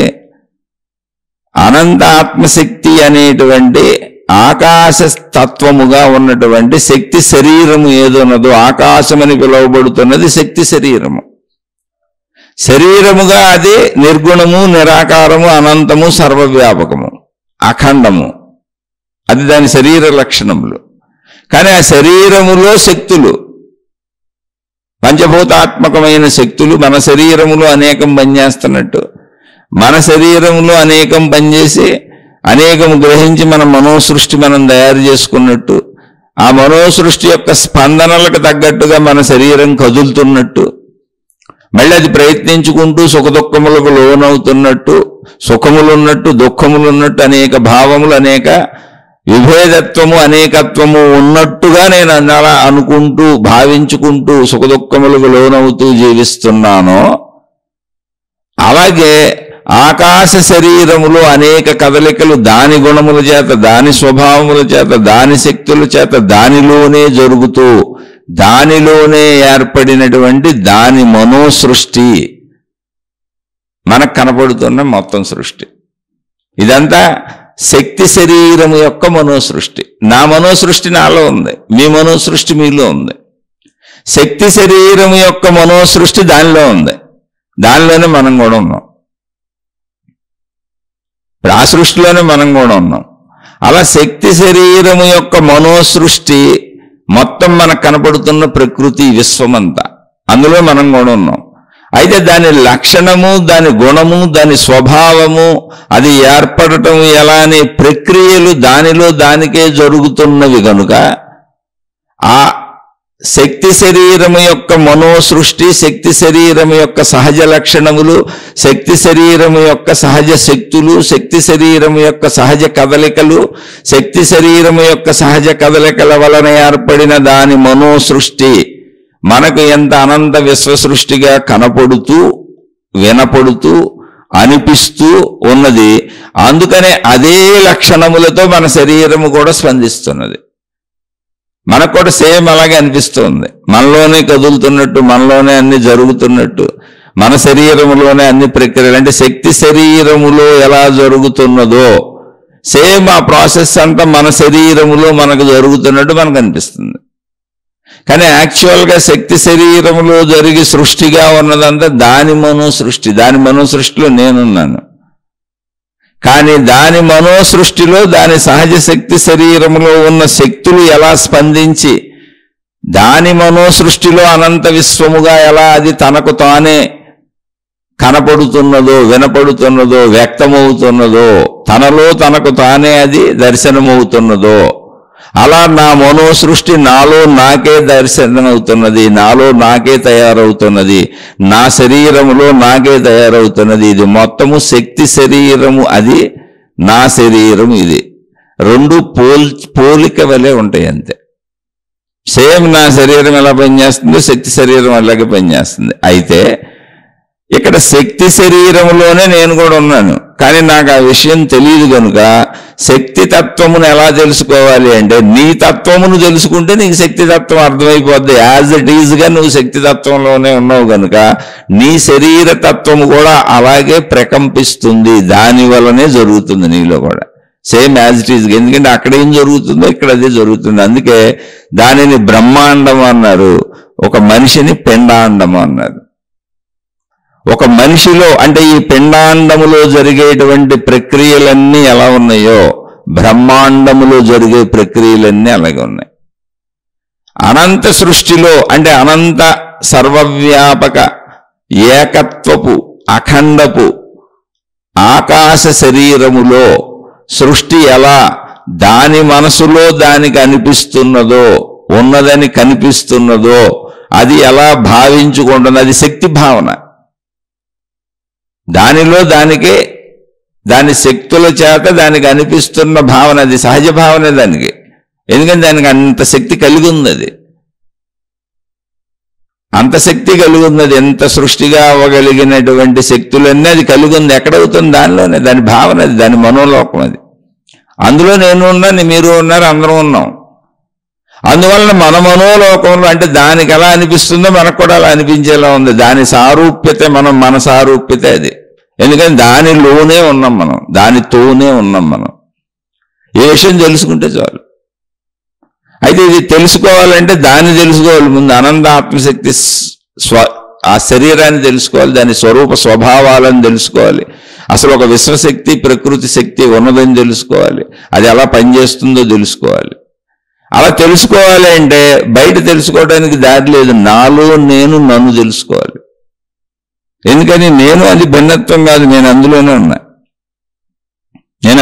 ఉన్నా. ఒక వ్యక్తి రైల్లో కూర్చొని ప్రయాణం చేస్తున్నాడు, ఒక వ్యక్తి బస్సులో కూర్చొని ప్రయాణం చేస్తున్నాడు. మనం ఇక్కడ రైలు ఎక్కించాం లేదా బస్సు ఎక్కించాం, టాటా చెప్పాం, ఆ ప్రయాణం చాలా దూరం వెళ్తుంది. కొంచెం సమయం అయిన తర్వాత, ఒక గంట గడిచిన తర్వాత లేదా ఒక 2 గంటలు గడిచిన తర్వాత ఇప్పుడు మనకి ఆ రైలు ఎక్కడున్నది, మనవాడు ఎక్కడున్నాడు అనిపించింది, మనకు తెలుసుకోవాలనిపించింది. ఫోన్ చేస్తే ఆ వ్యక్తి చెబుతాడు. ఆ రైల్లో ఉన్న వ్యక్తికి ఫోన్ చేసామనుకోండి, ఇప్పుడు ఎక్కడ ఉన్నామంటే పలానా చోట ఉన్నానని చెబుతాడు. ఇంకాసేపాకు ఫోన్ చేస్తే పలానా చోట ఉన్నానని చెబుతాడు. అలా ఏ వాహనంలో వెళుతున్న వ్యక్తి అయినా, రైల్లో వెళుతున్న వ్యక్తి అయినా ఫోన్ చేస్తే చెబుతాడు. ఎక్కడున్నాడో చెబుతాడు, ఎలా ఉన్నాడో చెప్తాడు. ఈ ట్రైన్ ఇప్పుడు ఎంత దూరం వెళ్ళింది, ఇంకెంతసేపు పడుతుంది, ఎప్పుడు దిగుతాడో చెప్తాడు. అంటే ఆ వాహన కదలికలు తెలియజేస్తూ ఉంటాడు, అది తెలుస్తూ ఉంటాయి. అలాగే మన శరీర వాహనంలోకి మనం వెళ్ళి ఈ వాహన కదలికలు అంటే నా యొక్క స్వరూప స్వభావములను నేను గ్రహిస్తే, నేను కదులుతున్న కదలికలన్నీ గ్రహిస్తే, నేను తెలుసుకుంటే శక్తి శరీరం ఎలా కదులుతుందో ఆ సృష్టి ఏంటో ఆత్మశక్తి ఏంటో అర్థమైపోద్ది. ఎందుకని ఆ శక్తి ఈ శక్తి ఒకటని ఇప్పుడు నాకు తెలియదు అంతే, కానీ ఒకటే. అలా తెలియాలంటే నన్ను నేను తెలుసుకుంటే అది తెలిసిపోద్ది. అందుకని నన్ను నేను తెలుసుకోవడమే ఆత్మజ్ఞానం. ఆధ్యాత్మికత ఇంకో దారి లేదు. సారూప్యత, పోలిక మొత్తం నాకు అసలు నా శరీరానికి లక్షణాలు ఎందుకు వచ్చినాయి, నా శరీరంలో ఈ స్వభావాలు ఎందుకున్నాయి, నా శరీరంలో ఈ గుణాలు ఎందుకున్నాయి, నా శరీరం ఇలాగే ఎందుకు పనిచేస్తుంది, నా శరీరంలో ఇలాంటి ఆలోచనలు ఎందుకు పుడుతున్నాయి, నా శరీరంలో ఇలా మనసు ఎందుకు తయారవుతుంది, నా శరీరంలో మొత్తం ప్రాసెస్ అంతా ఇలా ఎందుకు ఉంది, మళ్ళీ నాకు పోనీ నిర్ధారించినట్టు వెళ్తుంది కదా, నాకు స్వేచ్ఛ ఇవ్వడం ఎందుకు, మళ్ళీ ఆ స్వేచ్ఛకు కర్మ ఫలితాలు రావడం ఎందుకు, ఈ గొడవ అంతా ఎందుకంటే ఆకాశ శరీరము సంపూర్ణ స్వేచ్ఛలో ఉంటుంది. దాన్ని నియంత్రించేవాళ్ళు లేరు. ఉన్నదంతా అదే. ఆకాశ శక్తి అనే శరీరం ఏది ఉందో దాని శరీరంతో పోల్చాం కాబట్టి శరీరం అనే పదం వాడుతున్నా. ఆకాశ శరీరముగా ఉన్నటువంటి సర్వవ్యాపక శక్తి ఏది ఉన్నదో ఉన్నది అదే. దానికి నియంత్రణ లేదు. అది సంపూర్ణ స్వేచ్ఛగా ఉన్నది. అందుకని ఆ స్వేచ్ఛ మనకు కూడా వచ్చింది. అయితే మనకి నియంత్రణగా మళ్ళీ కర్మ ఫలితములు వస్తున్నట్టు అనిపిస్తుంది. ఎప్పుడు? నేను జీవుడను అనుకున్నప్పుడు, నేను జీవుడను అనుకున్నప్పుడు, నేను పరిమితము అనుకున్నప్పుడు, నాకంటే భిన్నముగా వేరే సృష్టి ఉన్నది అని అనుకున్నప్పుడు మాత్రమే ఆ పరిమిత భావన చేత, అజ్ఞాన భావన చేత, వేరు భావన చేత, విభేద విరోధ భావన చేత, అనేకత్వ భావన చేత కర్మఫలములు నేను అనుభవిస్తున్నానని అనుకుంటున్నాను. ఎందుకంటే నేను కర్మలు చేస్తూ ప్రయత్నిస్తున్నాను. కానీ ఆకాశ శరీరం అసలు ఎటువంటి కర్మ చేయక్కర్లేదు. అది సంపూర్ణత్వం. దానికి కావలసింది ఏమి లేదు. అది నిర్గుణము, నిరాకారము చెప్పుకున్నాగా. అది నిర్గుణం. దానికి అసలు గుణమే లేదు. శరీరం అన్నాగా దానికి అసలు శరీరమే లేదు. దాని శరీరమే శక్తి స్వరూపం. మళ్ళా మాంస శరీరం కాదు అది. ఎందుకంటే ఆకాశం అక్కడేం లేదు. ఏమీ లేదు. దానికి ఆకలి లేదుగా, ప్రయత్నం లేదుగా, అదేం తినక్కర్లేదు, తాగక్కర్లేదు, విసర్జించక్కర్లేదు, ఏం చేయక్కర్లేదుగా. కాబట్టి దానికి క్రియ లేదు. ఉన్నదంతా అదే. దానిలో క్రియ ఉంది. దానికి క్రియ లేదు. క్రియ దానిలో ఉంది. ఇంకా చెప్పాలంటే దాని ఆధీనములో క్రియ ఉంది. క్రియ దాని యొక్క సహజ లక్షణము. క్రియ దాని యొక్క సహజ లక్షణం అయినప్పుడు ఏమైంది? అది వాయువు అయింది, అది తేజస్సు అయింది, అది నీరు అయింది, అది భూమి అయింది. క్రియ వలనే ఇదంతా అయింది. అంటే కదలిక దాని సహజ లక్షణము. ఆ క్రియ దాని సహజ లక్షణం అవడం వలన అది ఎంత క్రియాత్మకంగా కదలగలుగుతుంది అంటే భూస్థితి వరకు రాగలుగుతుంది. మళ్ళీ ఇవన్నీ ఒకదానితో ఒకటి కలిపేసుకోగలుగుతుంది. అలా కలిపేసుకుంటూ అనంత సృష్టి అవ్వగలుగుతుంది. ఎప్పటికీ అలా అనంత సృష్టి అవుతూనే ఉంది. మళ్ళీ అయిపోయిన సృష్టి శక్తిగా మారిపోతుంది, మళ్ళీ శక్తి సృష్టిగా మారిపోతుంది, మళ్ళీ సృష్టి శక్తిగా మారిపోతుంది, మళ్ళీ శక్తి సృష్టిగా మారిపోతుంది, సృష్టి శక్తిగా మారిపోతుంది, మళ్ళీ రౌండ్ సర్కిల్ జరుగుతుంది. అంతే. ఇది అర్థం కానప్పుడు మనకి జనన మరణములు అన్నాం. మళ్ళీ నాకు భిన్నంగా సృష్టిని చూడకూడదు. నేను కూడా సృష్టిలోనే ఉన్నా. ఇదంతా శక్తి సృష్టి అవ్వటం, సృష్టి శక్తి అవ్వటం ఎక్కడ జరుగుతుంది? ఆకాశ శరీరములో దానికి ఉన్నటువంటి చలనము, చైతన్యము, క్రియాత్మకత అనేటువంటి లక్షణము చేత అది కదులుతున్నది. కదులుతున్నప్పుడు ఎన్ని అవ్వగలదో అన్ని అయింది. అలాగే మనం కదులుతున్నప్పుడు ఏమేం చేయగలం అంటే 5 రకాలుగా చేయగలం. ఎందుకు 5 రకాలుగా చేయగలం? ఈ 5 రకాలే శక్తి యొక్క లక్షణములు. ఆకాశము, వాయువు, తేజస్సు, నీరు, భూమి. అలాగే సేమ్ మనకు అవే లక్షణాలు వస్తాయి. ఎందుకని అదే శక్తి మనం కనుక, సేమ్ అదే శక్తిలో దాని మనోసృష్టిలో మనం ఉన్నాం కనుక, ఆ శక్తి సృష్టిలోనే మనం ఉన్నాం కనుక, దాని మనోసృష్టిలో మనం ఉన్నాం కనుక దాని లక్షణములతోనే మనకు కూడా జరుగుద్ది. మనం 5 రకాలుగా చేయగలం, 6వ రకం చేయలేం. ఎందుకంటే శక్తికి అంతే వచ్చు. శక్తికి ఉన్నది అదే శక్తి. 6వది లేదు. అక్కడ లేనప్పుడు ఎక్కడి నుంచి వస్తుంది? అందుకని శక్తి యొక్క అనంతత్వం ఏంటి, సర్వవ్యాపకత ఏంటి అంటే శక్తి యొక్క సర్వవ్యాపకత ఆకాశతత్వము. అదే మనలో ఉన్న ఆకాశతత్వము. దాని లక్షణము శబ్దము. మీరు గమనించండి, ఎక్కడైనా మీరు ప్రశాంతంగా కూర్చోండి, ఆకాశంలో మీకు ఒక నాదము వినపడుతూ ఉంటుంది. ఖాళీలో, మన పక్కన ఉన్న ఖాళీలో. ఆకాశం అంటే పైన ఉన్నది కాదు, మన చుట్టూ ఉన్న ఖాళీ అంతా ఆకాశమే. ఒక నాదము, అది శబ్దము. నాదం అంటే ఒక సౌండ్ అని వినపడతానే ఉంటుంది చూడండి, గుయ్యమంటూ ఉంటుంది. దాన్ని ప్రణవనాదం అని మామూలుగా హిందూ మతంలో చెప్పారు. అనేక మతాల్లో దానికి అనేక పేర్లు పెట్టారు. కొంతమంది ఓం అన్నారు, కొంతమంది ఆమ్ అన్నారు, రకరకాలుగా ఎవరికి దోచింది వాళ్ళు. అటు వెళ్ళొద్దు మనం. మీకైతే సౌండ్ వినపడుతుంది చాలు మనకు, అంతే. సౌండ్ని ఏంటని రోపులు రేఖలు తయారు చేసుకోబాకండి, ఇంకోవైపు వెళ్ళిపోతాం. అక్కడి నుంచి ఇక మన మనోకల్పనల సృష్టి వచ్చేస్తుంది మళ్ళీ. అదే ఆధ్యాత్మికతలో, భక్తి మార్గాల్లో, దైవ మార్గాల్లో, మత మార్గాల్లో వచ్చిందంతా మనో సృష్టి. సౌండ్ ఎలా ఉంటుందో చెబుదామని ప్రయత్నించారు. సౌండ్ వస్తుంది, అంతవరకు ఇనువురికి అయిపోయింది కదా, నీకు దానికి ఏం పని, అలా వచ్చితే ఏమైంది? ఇప్పుడు సౌండ్ వస్తుందని సత్యం తెలుసా నీకు? తెలియదు, అంతే చాలు. సౌండ్ ఎలా వస్తుంది, ఎన్ని రకాలుగా వస్తుంది, ఎన్ని ప్రకంపనలు వస్తుంది, ఆ సౌండ్ వలన ఎన్ని లాభాలు ఎన్ని నష్టాలు, ఇవన్నీ చెబుతూ మతాల మార్గాలు తయారు చేసుకున్నారు. అక్కడికి వెళ్తే మనోలోకం అయిపోద్ది మళ్ళీ, అదంతా మనో సృష్టి అయిపోద్ది. వెళ్ళొద్దు, ఉన్న సృష్టిని గమనించు. ఆల్రెడీ ఉన్న సృష్టే దాని మనో సృష్టి. అది దానిలో దానికి జరుగుతుంది, మనలో మనకు జరిగినట్టు. ఇప్పుడు మన భయం మనకు భయం, పక్కోడికి భయం కాదు. మన దుఃఖం మనకు దుఃఖం, పక్కోడికి దుఃఖం కాదు. పక్కోడికి కాదు, పక్కన మన మంచం మీద పడుకున్న మన బెళ్ళానికి మన కళ్ళ రాదు.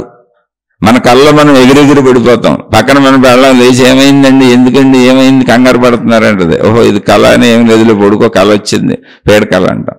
లేదా పక్కన ఉన్న భార్య ఎగిరి పడవచ్చు, మనం ఆపచ్చు. పక్కన ఉన్న పిల్లలు ఎగిరి పడవచ్చు. అది మనకు రాదా కళ? ఎందుకని?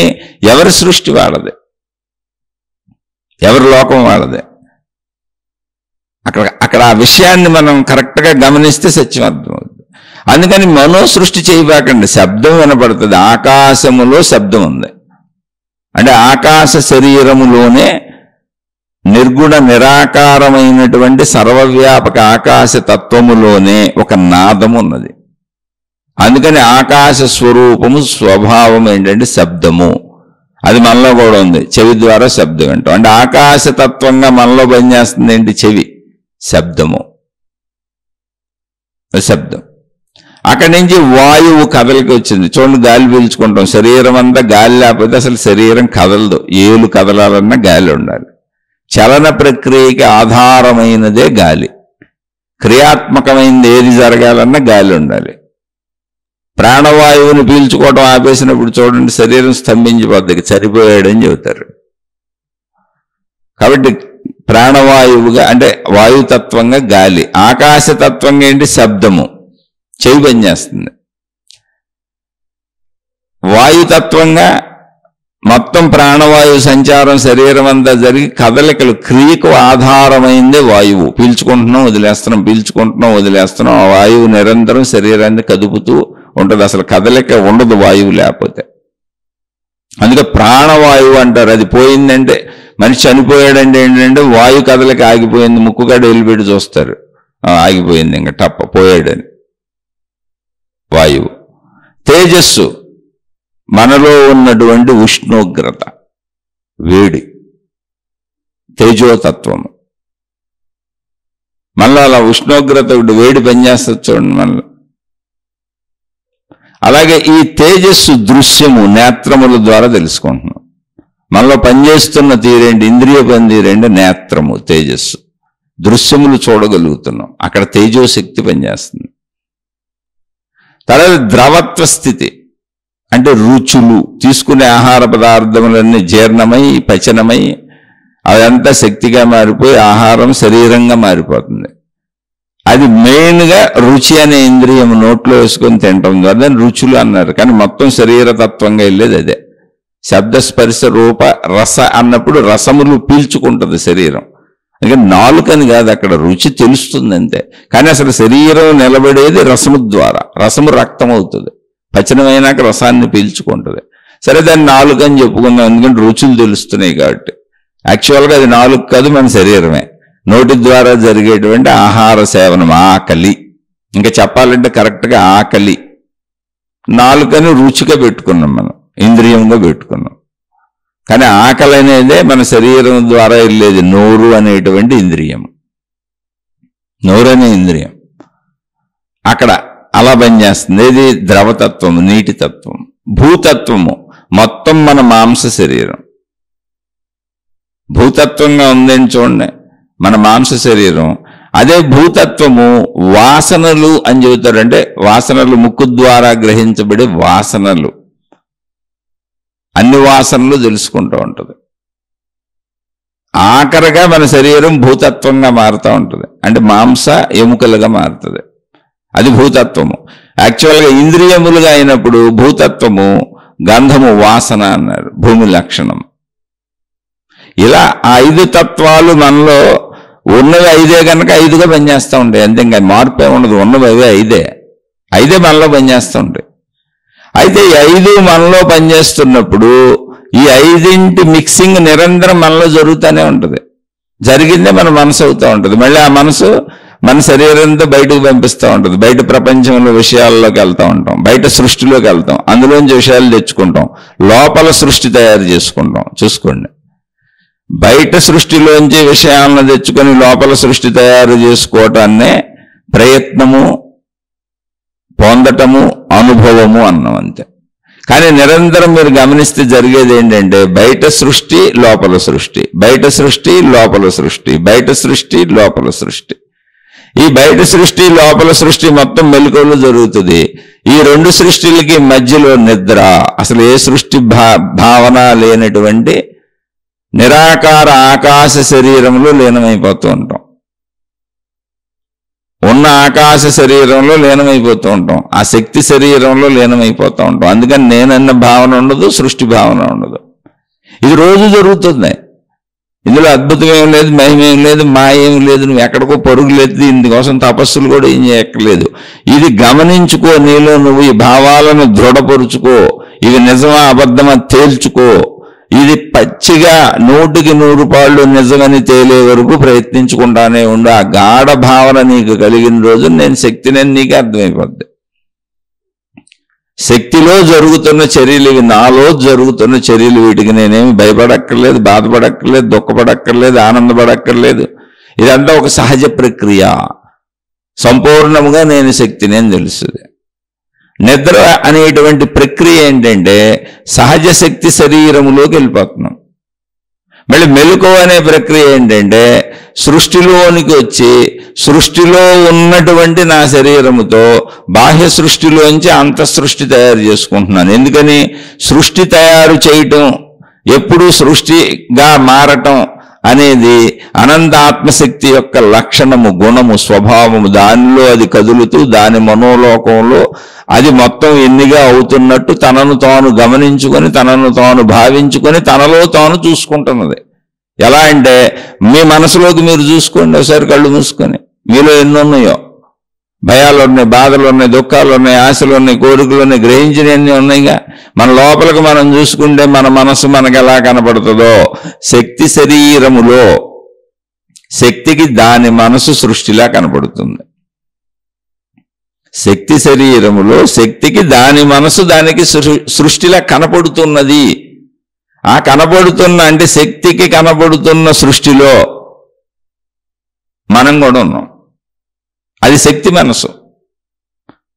ఎందుకు శక్తి మనసు అలా కనపడాలి అనే ప్రశ్న ఇవ్వకండి. ఎందుకనంటే దాని లక్షణం నిరంతర క్రియాత్మకమైంది, అది సర్వవ్యాపకమైంది. దానికి దుఃఖము సుఖము ఉండదు. ఎందుకని ఉండదంటే తనలో తానే కదులుతున్నాను, నాకు కనపడుతున్నది నా మనసే, నాకు కనపడుతున్న సృష్టి అంతా నా శక్తులే, నా మనసే, నేనే అలా నాకు దర్శనమవుతున్నానని దానికి తెలుసు కనుక దానికి ఏ దుఃఖము సుఖము ఉండదు. అలా సుఖ దుఃఖములకు అతీతముగా అది ఉన్న ఏది? శక్తి శరీరము, ఆకాశ శరీరము.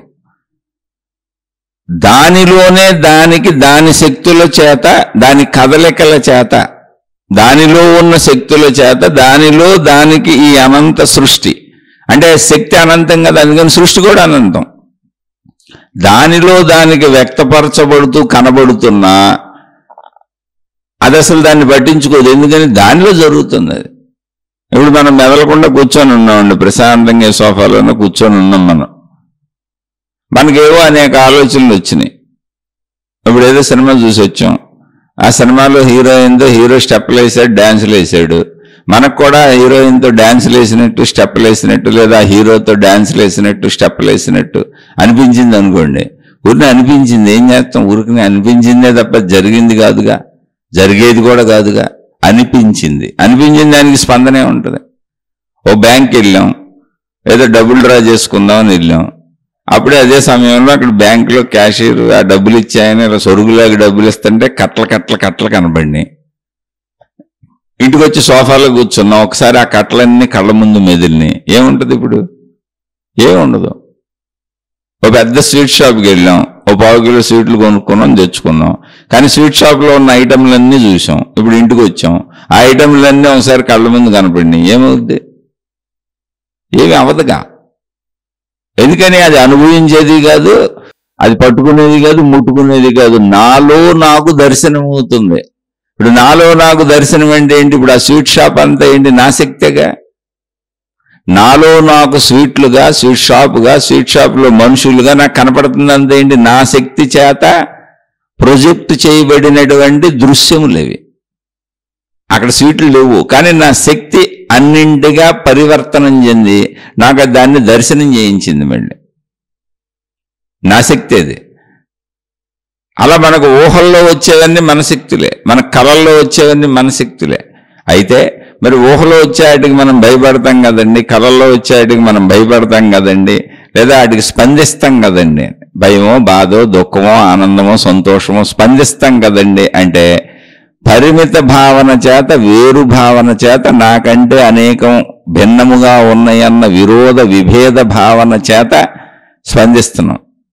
ఏకత్వ భావనలో ఇప్పుడు అనంత ఆత్మశక్తి శరీరంలోకి వెళ్ళినప్పుడు ఇలా మనకు అనిపించినట్టే సృష్టి అంతా దానికి అనిపించి కనిపిస్తున్నప్పుడు ఉన్నది మొత్తము నేనే, నాకు భిన్నముగా ఏమీ లేదు, అనిపించేదంతా నాలో నాకే అనిపిస్తున్నది అన్నప్పుడు, భిన్న భావన లేనప్పుడు స్పందన ఎలా వస్తుంది? అదంతా నాలోనే జరిగింది.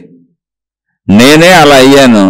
ఓ చెట్టుగా, పుట్టగా, గుట్టగా అయ్యాను. మళ్ళీ కొన్నాళ్ళకి ఆ పుట్ట, చెట్టు, గుట్ట చచ్చిపోయి నాలో కలిసిపోయింది. ఇప్పుడు నేను నాలా ప్రశాంతంగా కూర్చున్నాను. బ్యాంకులో డబ్బంతా నా కళ్ళ ముందుకు వచ్చింది. కాసేపటికి కళ్ళ ముందు నుంచి అది మాయమైపోయింది. ఇప్పుడు దుఃఖపడిపోతానే. ఓ స్వీట్ షాప్ నా కళ్ళ ముందుకు వచ్చేసింది, స్వీట్లన్నీ కనపడిపోయినాయి. మళ్ళీ కాసేపటికి ఆ ఆలోచన పోయింది, ఆ దృశ్యం పోయింది. దుఃఖపడిపోతానే. మాయమైపోయింది అంటే కనపడినప్పుడు పుట్టినట్టు, మాయమైపోయినప్పుడు చచ్చినట్టు. ఇప్పుడు దుఃఖపడతానే. ఆలోచనల్లో పుట్టి ఆలోచన పోగానే మరుగైపోతున్నటువంటి భావాలకి మీరు ఏమన్నా స్పందిస్తారా? ఎందుకు? అసలు కళకే మనం గాబరా పడిపోలేసి ఇది కళ అని తెలియదు, కానీ మళ్ళీ మామూలుగా బతికేస్తున్నాంగా. కానీ అంతవరకు ఎందుకు స్పందిస్తున్నాము అంటే విభేద భావన, పరిమిత భావన. నాకంటే భిన్నంగా అనేకం ఉన్నాయి కనుక ఆ అనేకము నాకంటే నాలాగానే ప్రయత్నించుకుంటూ నాకంటే ముందు పొందేస్తాయో, నాకంటే వెనక పొందేస్తాయో, నాకు దొరకాల్సినవి లాగేసుకుంటాయో, కొట్టేసుకుంటాయో, పీకేసుకుంటాయో, ఎత్తుకుపోతాయో అనేటువంటి ఒక అభద్రత ఉంటుంది. కానీ శక్తి శరీరానికి అభద్రతకు అసలు అవసరం ఏముంది? ఉన్నదంతా అది ఒకటేగా. దానిలో ఎన్ని ఉద్భవించినాయంటే ఆలోచనల్లో ఉద్భవించినట్టే. అంటే మనకు ఆలోచనలు ఎలా ఉద్భవిస్తే అలా సృష్టి దానికి ఉన్నది అనిపిస్తుంది దానితోనే. అలా ఉన్న సృష్టి దాని కదలికల చేత, దాని క్రియాత్మకత చేత, దాని లక్షణముల చేత నిరంతరం కదులుతున్నట్టుగా, సృష్టి చలిస్తున్నట్టుగా అనిపిస్తున్నది. ఎందుకని? చలనము శక్తి లక్షణము కనుక. కానీ అలా చలించినవి ఎన్ని నశించిపోయినా, మళ్ళీ ఎన్ని కొత్తవి ఉద్భవించినా, అవి నాలోనే జరుగుతున్నప్పుడు, నాతోనే జరుగుతున్నప్పుడు, ఇదంతా నా శక్తి అని నాకు తెలిసినప్పుడు దుఃఖం ఎందుకు ఉంటుంది? మళ్ళీ పోయినవన్నీ ఉద్భవింపజేసుకోగలను. పోయినవన్నీ ఏమైనాయి? నా శక్తిగా నాలో కలిసిపోయినాయి. ఎక్కడికి వెళ్ళలేదుగా, నాలోనే కలిసిపోయినాయి.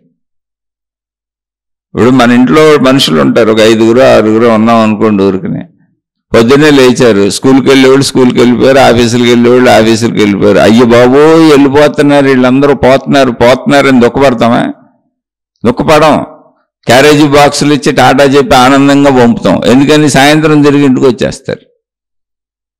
ఎక్కడికి వెళ్ళినా తిరిగి మళ్ళీ ఇంటికి వచ్చేస్తారు. ఎందుకని? వాళ్ళ మూల కేంద్రం ఇదే. ఎక్కడి నుంచి బయలుదేరి వెళ్ళాలి, ఎక్కడికి తిరిగి రావాలి. ఎక్కడికి వెళ్ళింటే విధానం ఇంతే. అలాగే మూలశక్తిలో, మూలశక్తి చేత, మూలశక్తిలోనే కదిలినటువంటి సృష్టి ఉన్న అంతమైన ఉంటే సృష్టిగా ఉంది శక్తి, అంతమైతే సృష్టి శక్తిగా ఉంది. రెండు అక్కడే ఉన్నాయి. రెండుగా అసలు లేవు, అది ఒకటిగానే ఉంది. సృష్టి శక్తి ఎప్పుడూ ఒకటిగానే ఉంది. శక్తి సృష్టిగా కనపడుతున్నప్పుడు దాని పేరు సృష్టి అంటున్నాం. అంటే కనపడి వినపడటానికి అనువుగా తయారైనప్పుడు దాని పేరు సృష్టి అంటున్నాం.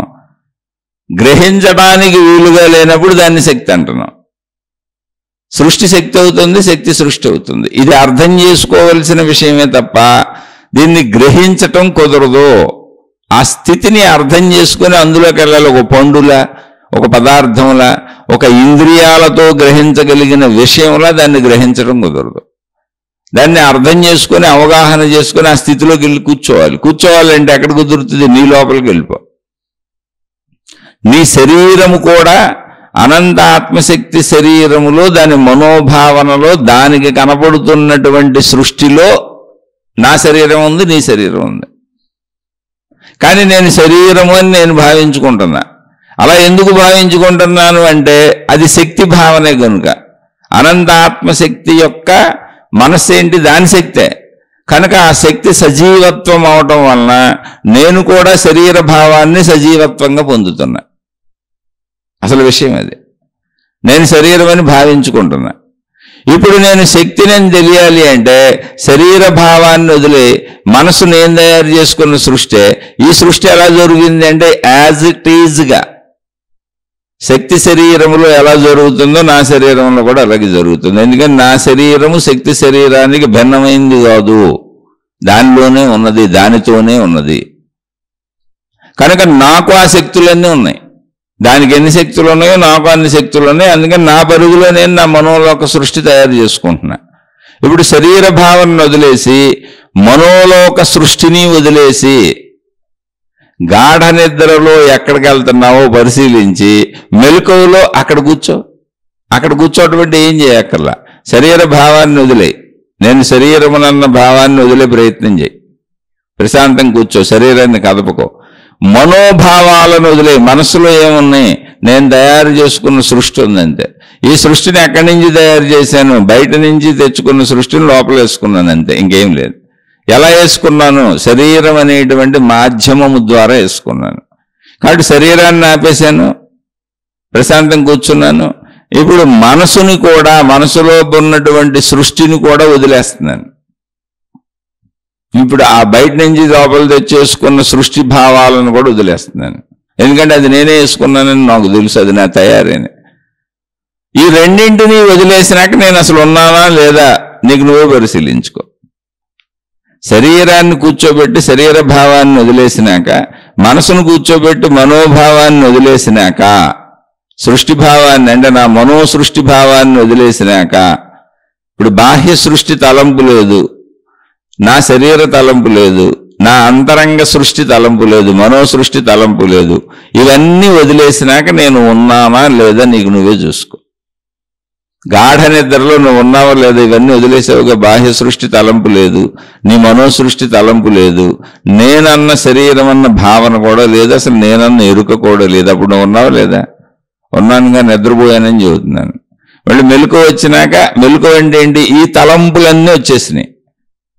నేను అనేటువంటి తలంపు వచ్చేసింది, శరీర భావన వచ్చేసింది, బాహ్య సృష్టి వచ్చేసింది, నా అంతరంగ సృష్టి వచ్చేసింది. మెలకువ అంటే అంతే, ఇంకేం లేదు. ఈ సృష్టిలన్నీ ఆగిపోతే శక్తి స్థితిలోకి వెళ్ళిపోయాను. ఆకాశ శరీరపు, ఆకాశము శక్తి అనే శరీరం అనే పదం ఎందుకు వాడుతానంటే మన శరీరంతో పోలుస్తున్నాను కాబట్టి ఈ శీర్షికలు అలా చెబుతున్నా. ఆకాశమే దాని శరీరం, శక్తి శరీరం. ఆకాశ శరీరపు శక్తి భావనలోకి వెళ్ళిపోయాను. అక్కడ ఏమీ లేదుగా, అందుకని నాకు నేను అనే భావన కూడా పుట్టట్లా. అదే గాఢ నిద్ర అని చెప్పాను. ఎందుకని గాఢ నిద్ర అని పేరు పెట్టాను దానికి? నేను శరీరం అని అనుకుంటున్నాను కాబట్టి, భావించుకుంటున్నాను కాబట్టి. నాలాంటి శరీరాలు సృష్టి అంతా బోల్డ్ ఉన్నాయి, ఇది నిజం అనుకుంటున్నాను కాబట్టి. కానీ అది నిజం కాదుగా. అందుకని ఆ నిజము అనేటువంటి భావనలో దాన్ని గాఢ నిద్ర అని పెట్టాను పేరు. కానీ నిజం ఏంటి అంటే అది శక్తి శరీర స్థితిలోకి వెళ్ళాను, ఆకాశతత్వంలోకి వెళ్ళిపోయాను. ఇప్పుడు దాన్ని మెలకువలో వెళ్ళు, సేమ్ నిద్రలోకి ఎలా వెళ్ళో పరిశీలించుకో. ఆ పరిశీలించుకుందాన్ని మెలకువలో ట్రై చేయి. శరీర భావన వదిలేశాను, నిద్రపోయేటప్పుడు ఏం చేశాను? శరీరాన్ని పడుకోబెట్టేశాను. ఓకే, అలా శరీరాన్ని కదపకుండా ఉంచి పడుకుంటావు, కూర్చుంటావు, నీ ఇష్టం. ఆసనాలు అడగొద్దు. అది చెబుతున్నా. ఏదన్నా అడిగావు అంటే అది ఒక మతమో, మార్గమో, విధానమో, ప్రక్రియ అవుద్ది. అది మనసు కల్పించింది. ఆ ఒరిజినాలిటీతో ప్రయాణించి నీకు ఎలా నచ్చితే అలా, ఎవరిని అడక్కో. ఇప్పుడు నిద్రకి ఏం చేసావు? పడుకున్నావు. ఇప్పుడు పడుకుంటావో కూర్చుంటావో నీ ఇష్టం, నిద్రపోకూడదు అంతే. మెలకువలో కదా చేయాలి. మరి నిద్రపోతే అది మామూలు నిద్ర అయిపోద్దిగా. కాబట్టి నీ ఇష్టం, ఎలా ఉంటావో నీ ఇష్టం. నుంచో, పడుకో, కూర్చో, వంగో, నీ ఇష్టం. నీకు ఎలా బాగుంటే అలా చేయి. నీకు అది బాగుండాలి అంతే. ఎందుకంటే అక్కడ నువ్వు రిలాక్స్ అయిపోవాలి. కానీ నిద్రపోకూడదు, మెలకువగా ఉండాలి. అందుకని దానికి సంబంధించిన భంగిములు కొంతమంది చేసిన వాళ్ళు చెప్పారు అంతే. ఆ భంగిములతో ఏం పని లేదు ఇక్కడ. అవి పట్టుకున్నావా మళ్ళీ మతాలు, మార్గాలు, విధానాలు, సాధనలు, నా గురువే గొప్ప, నా దేవుడో గొప్ప, నా సాధనే గొప్ప అనేటువంటి ఒక మానసిక పిచ్చ ప్రపంచంలోకి వెళ్ళిపోతాం. అక్కడి నుంచి ఇంకా ఆ గొడవ అదొక మా లోకంలో కొట్టుకు చచ్చిపోతాం. అసలు వాటితో పని లేదు ఇక్కడ. నీకు విషయం అర్థం అవడమే పని ఇక్కడ. ఆత్మజ్ఞాన చదువులు, ఆధ్యాత్మిక చదువులు నువ్వు ఒక్కడవే ఉంటావు, నువ్వు ఒక్కదానివే ఉంటావు, ఇంకెవరు ఉండరు. వ్యక్తిగతం ఇది. ఇక్కడ మతాలు, మార్గాలు, దేవుళ్ళు, గురువులు, రకరకాల సాధనా విధానాలు, పద్ధతులు ఉండవు. నీకు నచ్చితే చేసుకో, అది వేరే విషయం. దీనికి వాటితో సంబంధం లేదు. ఇది కేవలం అవగాహన, అర్థం అవటం. నువ్వు ఎలా అయినా ఉండొచ్చు. నిద్రాస్థితికి వెళ్ళేటప్పుడు ఏం జరుగుతుందో దాన్ని మెలకువ స్థితిలో చేస్తే అది నీకు వస్తుంది అంతే. అది ముందు నీకు అర్థం అవ్వాలంటే అర్థమయ్యే వరకు ఎన్ని లక్షల కోట్ల సార్లైనా వింటా ఉండు. శ్రవణము, మననము, నిధిధ్యాస. శ్రవణ ప్రక్రియ కింద చెప్పుకుంటున్నాం, మనన ప్రక్రియ కింద మళ్ళీ పదే పదే వింటాం, నిధిధ్యాస కింద సాధన చేస్తాం. ఆ స్థితిని పొందే ప్రయత్నం చేస్తాం. ఆ ప్రయత్నమే నిధిధ్యాస. శరీరం మంచం మీద పడుకోబెడితే నిద్రకి వెళ్ళేటప్పుడు, శరీరాన్ని పడుకోబెట్టిన భంగిమ నిద్రకి వెళ్ళేటప్పుడు చేస్తాం రాత్రి. ఇప్పుడు నీ ఇష్టం, పడుకుంటావా, కూర్చుంటావా, నుంచుంటావా, రిలాక్స్డ్గా ఉండాలి. సహజంగా కూర్చుంటే రిలాక్స్డ్గా ఉంటుంది కాబట్టి కూర్చోమన్నారు అంతే. అలా నిద్రపోకూడదు కాబట్టి కొంచెం నడువు నిటారుగా పెట్టుకోమన్నారు. పెట్టుకోగలిగితే పెట్టుకోలేకపోతే ఆనుకోవచ్చు, ఏం ప్రాబ్లం లేదు అసలు. అవన్నీ ఎందుకు చెప్పారో రీజన్ చెప్పాను అంతే. నువ్వు ఎలా అయినా ఉండొచ్చు, నిద్రపోకుండా ఉండంతే. రైట్, అయిపోయింది. శరీర భావాన్ని పక్కన పెట్టేసి ఇప్పుడు మనం పడుకోబెట్టేసాం నిద్రకి వెళ్ళే ముందు. అలా ఇక్కడ కూర్చోబెడతావో ఏం చేస్తావో శరీర భావం అయిపోయింది. ఇంక శరీర పని అయిపోయింది. నిద్రకు ముందు ఏం జరిగింది అది. తర్వాత ఏమైంది? నిద్రపోయిన శరీరాన్ని పడుకోబెట్టగానే మనసు తిరుగుతూనే ఉంది నిద్రకు ముందు. అలాగే ఇక్కడ కూడా నీకు లోపల మనోభావాలు కదులుతూనే ఉంటాయి. నువ్వు కూర్చుంటావో, రిలాక్స్డ్గా ఎలా కూర్చుంటావో నీ ఇష్టం. నీ ఇష్టం వచ్చినట్టు కూర్చో. ఎలా కూర్చోవాలని ప్రశ్న అసలు ఇయ్యకు. కూర్చోవటంలో ఏదో జరిగిపోద్ది అనుకోక అసలు ఏమీ జరగదు. మనోభావాలు వదిలే ప్రక్రియ మెలకువలో చేస్తున్నాం అంతే. కాబట్టి కూర్చోవడం విశేషమైన విషయం కాదు.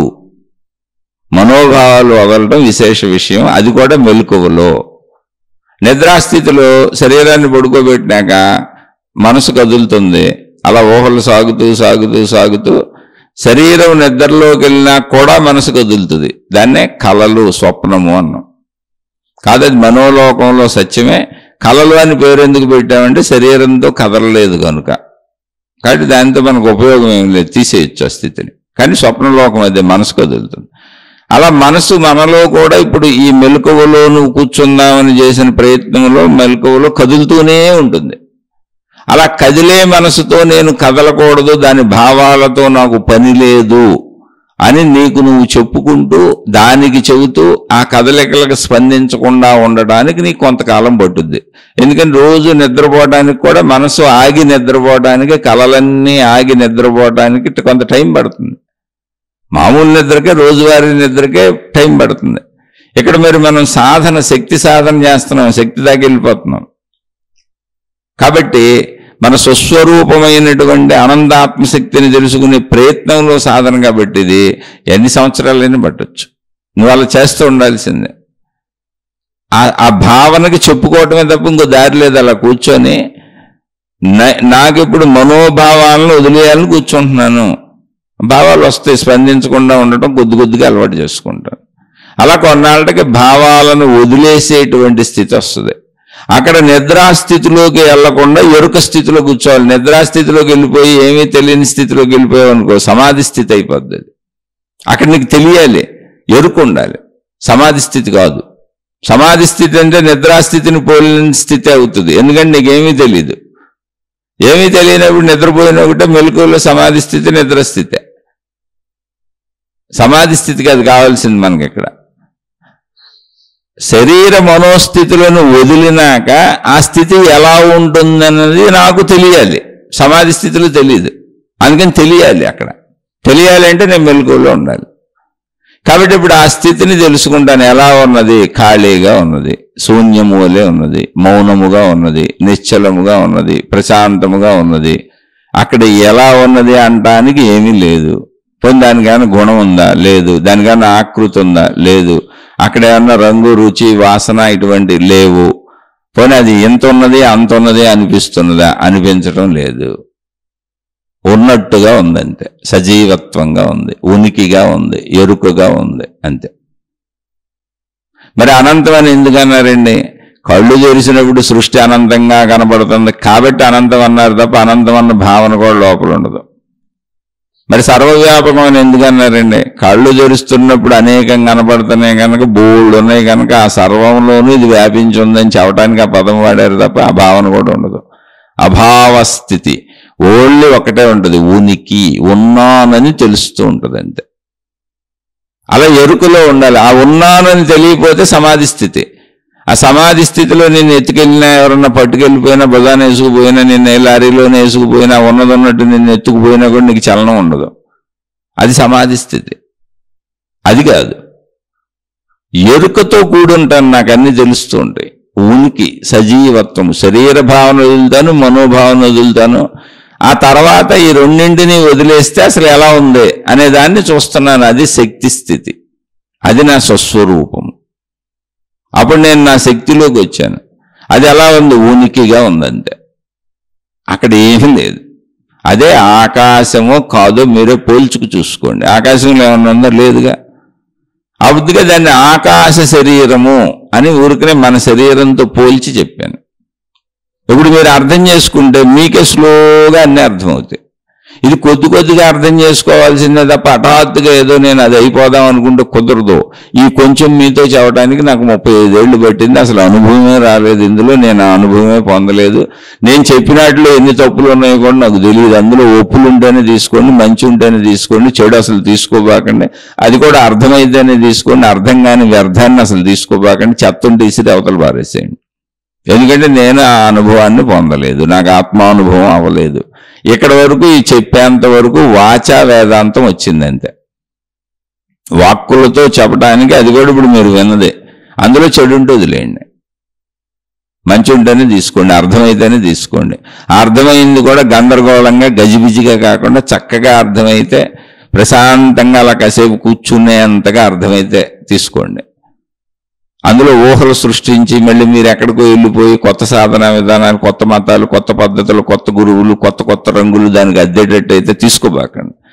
అసలు ఏ రంగు అద్దకుండా ఉండాలి. దాన్ని ఉన్న రంగులన్నీ కూడా అందులో కలిసిపోవాలి. అది ఆకాశం అయిపోవాలి అంతే. ఆ స్థితి శక్తి స్థితి. అలా అర్థమైతే కొద్దిగా ప్రయత్నించండి. అలా అర్థమైన వాళ్ళందరూ ఒకటే గుర్తు, మంచిగా జీవిస్తారు. ఏమంటే అలా అర్థమైంది ఓకే, ఏంటి ఇప్పుడు అంటే మంచిగా జీవిస్తేనే దాన్ని పొందగలుగుతావు, మంచిగా జీవించకపోతే దాన్ని పొందలేవు. ఏది అర్థమైనా అది శరీరం ఉన్నంత వరకే అర్థమవుతుంది. అసలు అర్థం అవ్వటము, గ్రహించటము అనేది శరీరంతోనే కుదురుతుంది. శరీరం లేకపోతే అర్థం చేసుకోవటం కూడా కుదరదు, గ్రహించటము కుదరదు. కనుక శరీరాన్ని జాగ్రత్తగా పెట్టుకో. శరీరంతో జీవించేటప్పుడు ధర్మంగానే జీవించు. నీకు ఎన్ని అర్థమైనా నువ్వు జీవించేది శరీరంతో కనుక కర్మ ఫలితాలు తప్పదు. మంచి కర్మలు చేయి, మంచి పనులు చేయి, మంచి కర్మ ఫలితాలు తిరిగి అనుభవిస్తూ హాయిగా శాంతిగా బ్రతుకుతూ ఈ సాధన చేసుకో. నువ్వు చెడులోకి ఎక్కడెళ్ళినా ఆ కర్మ ఫలితాలు నిన్ను ఇబ్బంది పెడతాయి, బాధ పెడతాయి, దుఃఖ పెడతాయి. ఆలోచించి చూడండి. చెప్పింది అర్థమైతే, అది కూడా సద్బుద్ధితో మంచిగా అర్థమైతే ప్రశాంతంగా బతకండి, హాయిగా బతకండి. ఇదేదో మహిమలు, మాయలు, గొప్పలో నాకేదో తెలిసిపోయింది, నాకేదో అర్థమైపోయిందని మిమ్మల్ని మీరే పొగిడేసుకొని మళ్ళీ అన్ని డబ్బాలు కొట్టబాకండి బయట వాళ్ళ దగ్గర. ఏమీ తెలియలేదు, నాకే తెలియలేదు, అది నాకు తెలియదు, నేను సామాన్యుని రోజు అందుకే చెబుతున్నా. మళ్ళీ మీరు మీకు తెలిసింది అనుకుంటే భ్రమ అవుద్ది. తెలియటం కాదు, అది నేను అయిపోతాను, అందులో కలిసిపోతాను. కలిసిపోయినాక ఇంక తెలిసిందన్న భావన కూడా ఉండదు. అప్పుడు సామాన్య భావనే ఉంటుంది. నేనేం పెద్ద గురువుని అయిపోయి, మహాత్ముని అయిపోయి, ప్రపంచమంతా నన్ను కీర్తించేసి, ప్రపంచమంతా నా పాదాల మీద పడిపోయి, నన్ను ఆత్మజ్ఞాని అని పెద్ద పెద్ద బిరుదులు పెట్టేసి, పేర్లు పెట్టేసి, ఆళ్లే రకరకాల బిరుదులు ఆళ్ళకే పెట్టేసుకొని మహాత్ములని, దేవుళ్ళని భూమి మీద సంచరించేసినట్టు ఏమి అవ్వదు నాన్న. ఏమవుద్ది? ఉన్నదంతా అదే. మొత్తం సృష్టి అంతా అదే, ప్రపంచం అంతా అదే, విశ్వం అంతా అదే, ఉన్నశక్తి అదే అయినప్పుడు ఇక్కడ ఎక్కువ లేదు, తక్కువ లేదు, గొప్పోడు లేడు, తక్కువోడు లేడు, ఎవరు లేరు, ఉన్నది ఒకటే. ఆ ఉన్నది ఒకటి అని తెలుసుకుంటే సామాన్యతలో సామాన్యంగా కలిసిపోతాం. ఈ ఎగిసెగిసి పడేవన్నీ కెరటాలు లాంటివి, మళ్ళీ వెనక్కి వెళ్ళి సముద్రంలో కలిసిపోతాయి. అందుకని అర్థమైన వాళ్ళు చక్కగా ప్రశాంత జీవితం గడుపుతూ మంచిగా బతకటమే, అంతే. అర్థం కాని వాళ్ళు, బాగా చెప్పలేదు అనుకున్న వాళ్ళు దయచేసి నన్ను క్షమించి వదిలేయండి, నేను సామాన్యుడినే, నాకు ఎటువంటి ఆత్మానుభవం కలగలేదు, జస్ట్ పుస్తకాలు చదువుకున్న జ్ఞానంతో చెబుతున్నాను, విన్న జ్ఞానం వినికిడి జ్ఞానంతో చెబుతున్నాను, నేను వాచా వేదాంతిని మాత్రమే, అనుభవ జ్ఞానం లేదు, సామాన్యుడను, అందుకని నన్ను క్షమించి వదిలేయండి. శుభమస్తు. మరలా మరొక కొత్త శీర్షికతో కలుసుకుందాం. విని బాగుంది, అర్థమవుతుంది అనుకున్న వాళ్ళు ఏవైనా సందేహాలు ఉంటే అడిగే ప్రయత్నం చేయండి. ఆ సందేహాలు నాకు తెలిస్తే విశ్లేషించుకునే ప్రయత్నం చేద్దాం. శుభమస్తు. మీకు మీ కుటుంబ సభ్యులకు మేలు చేకూరుగాక.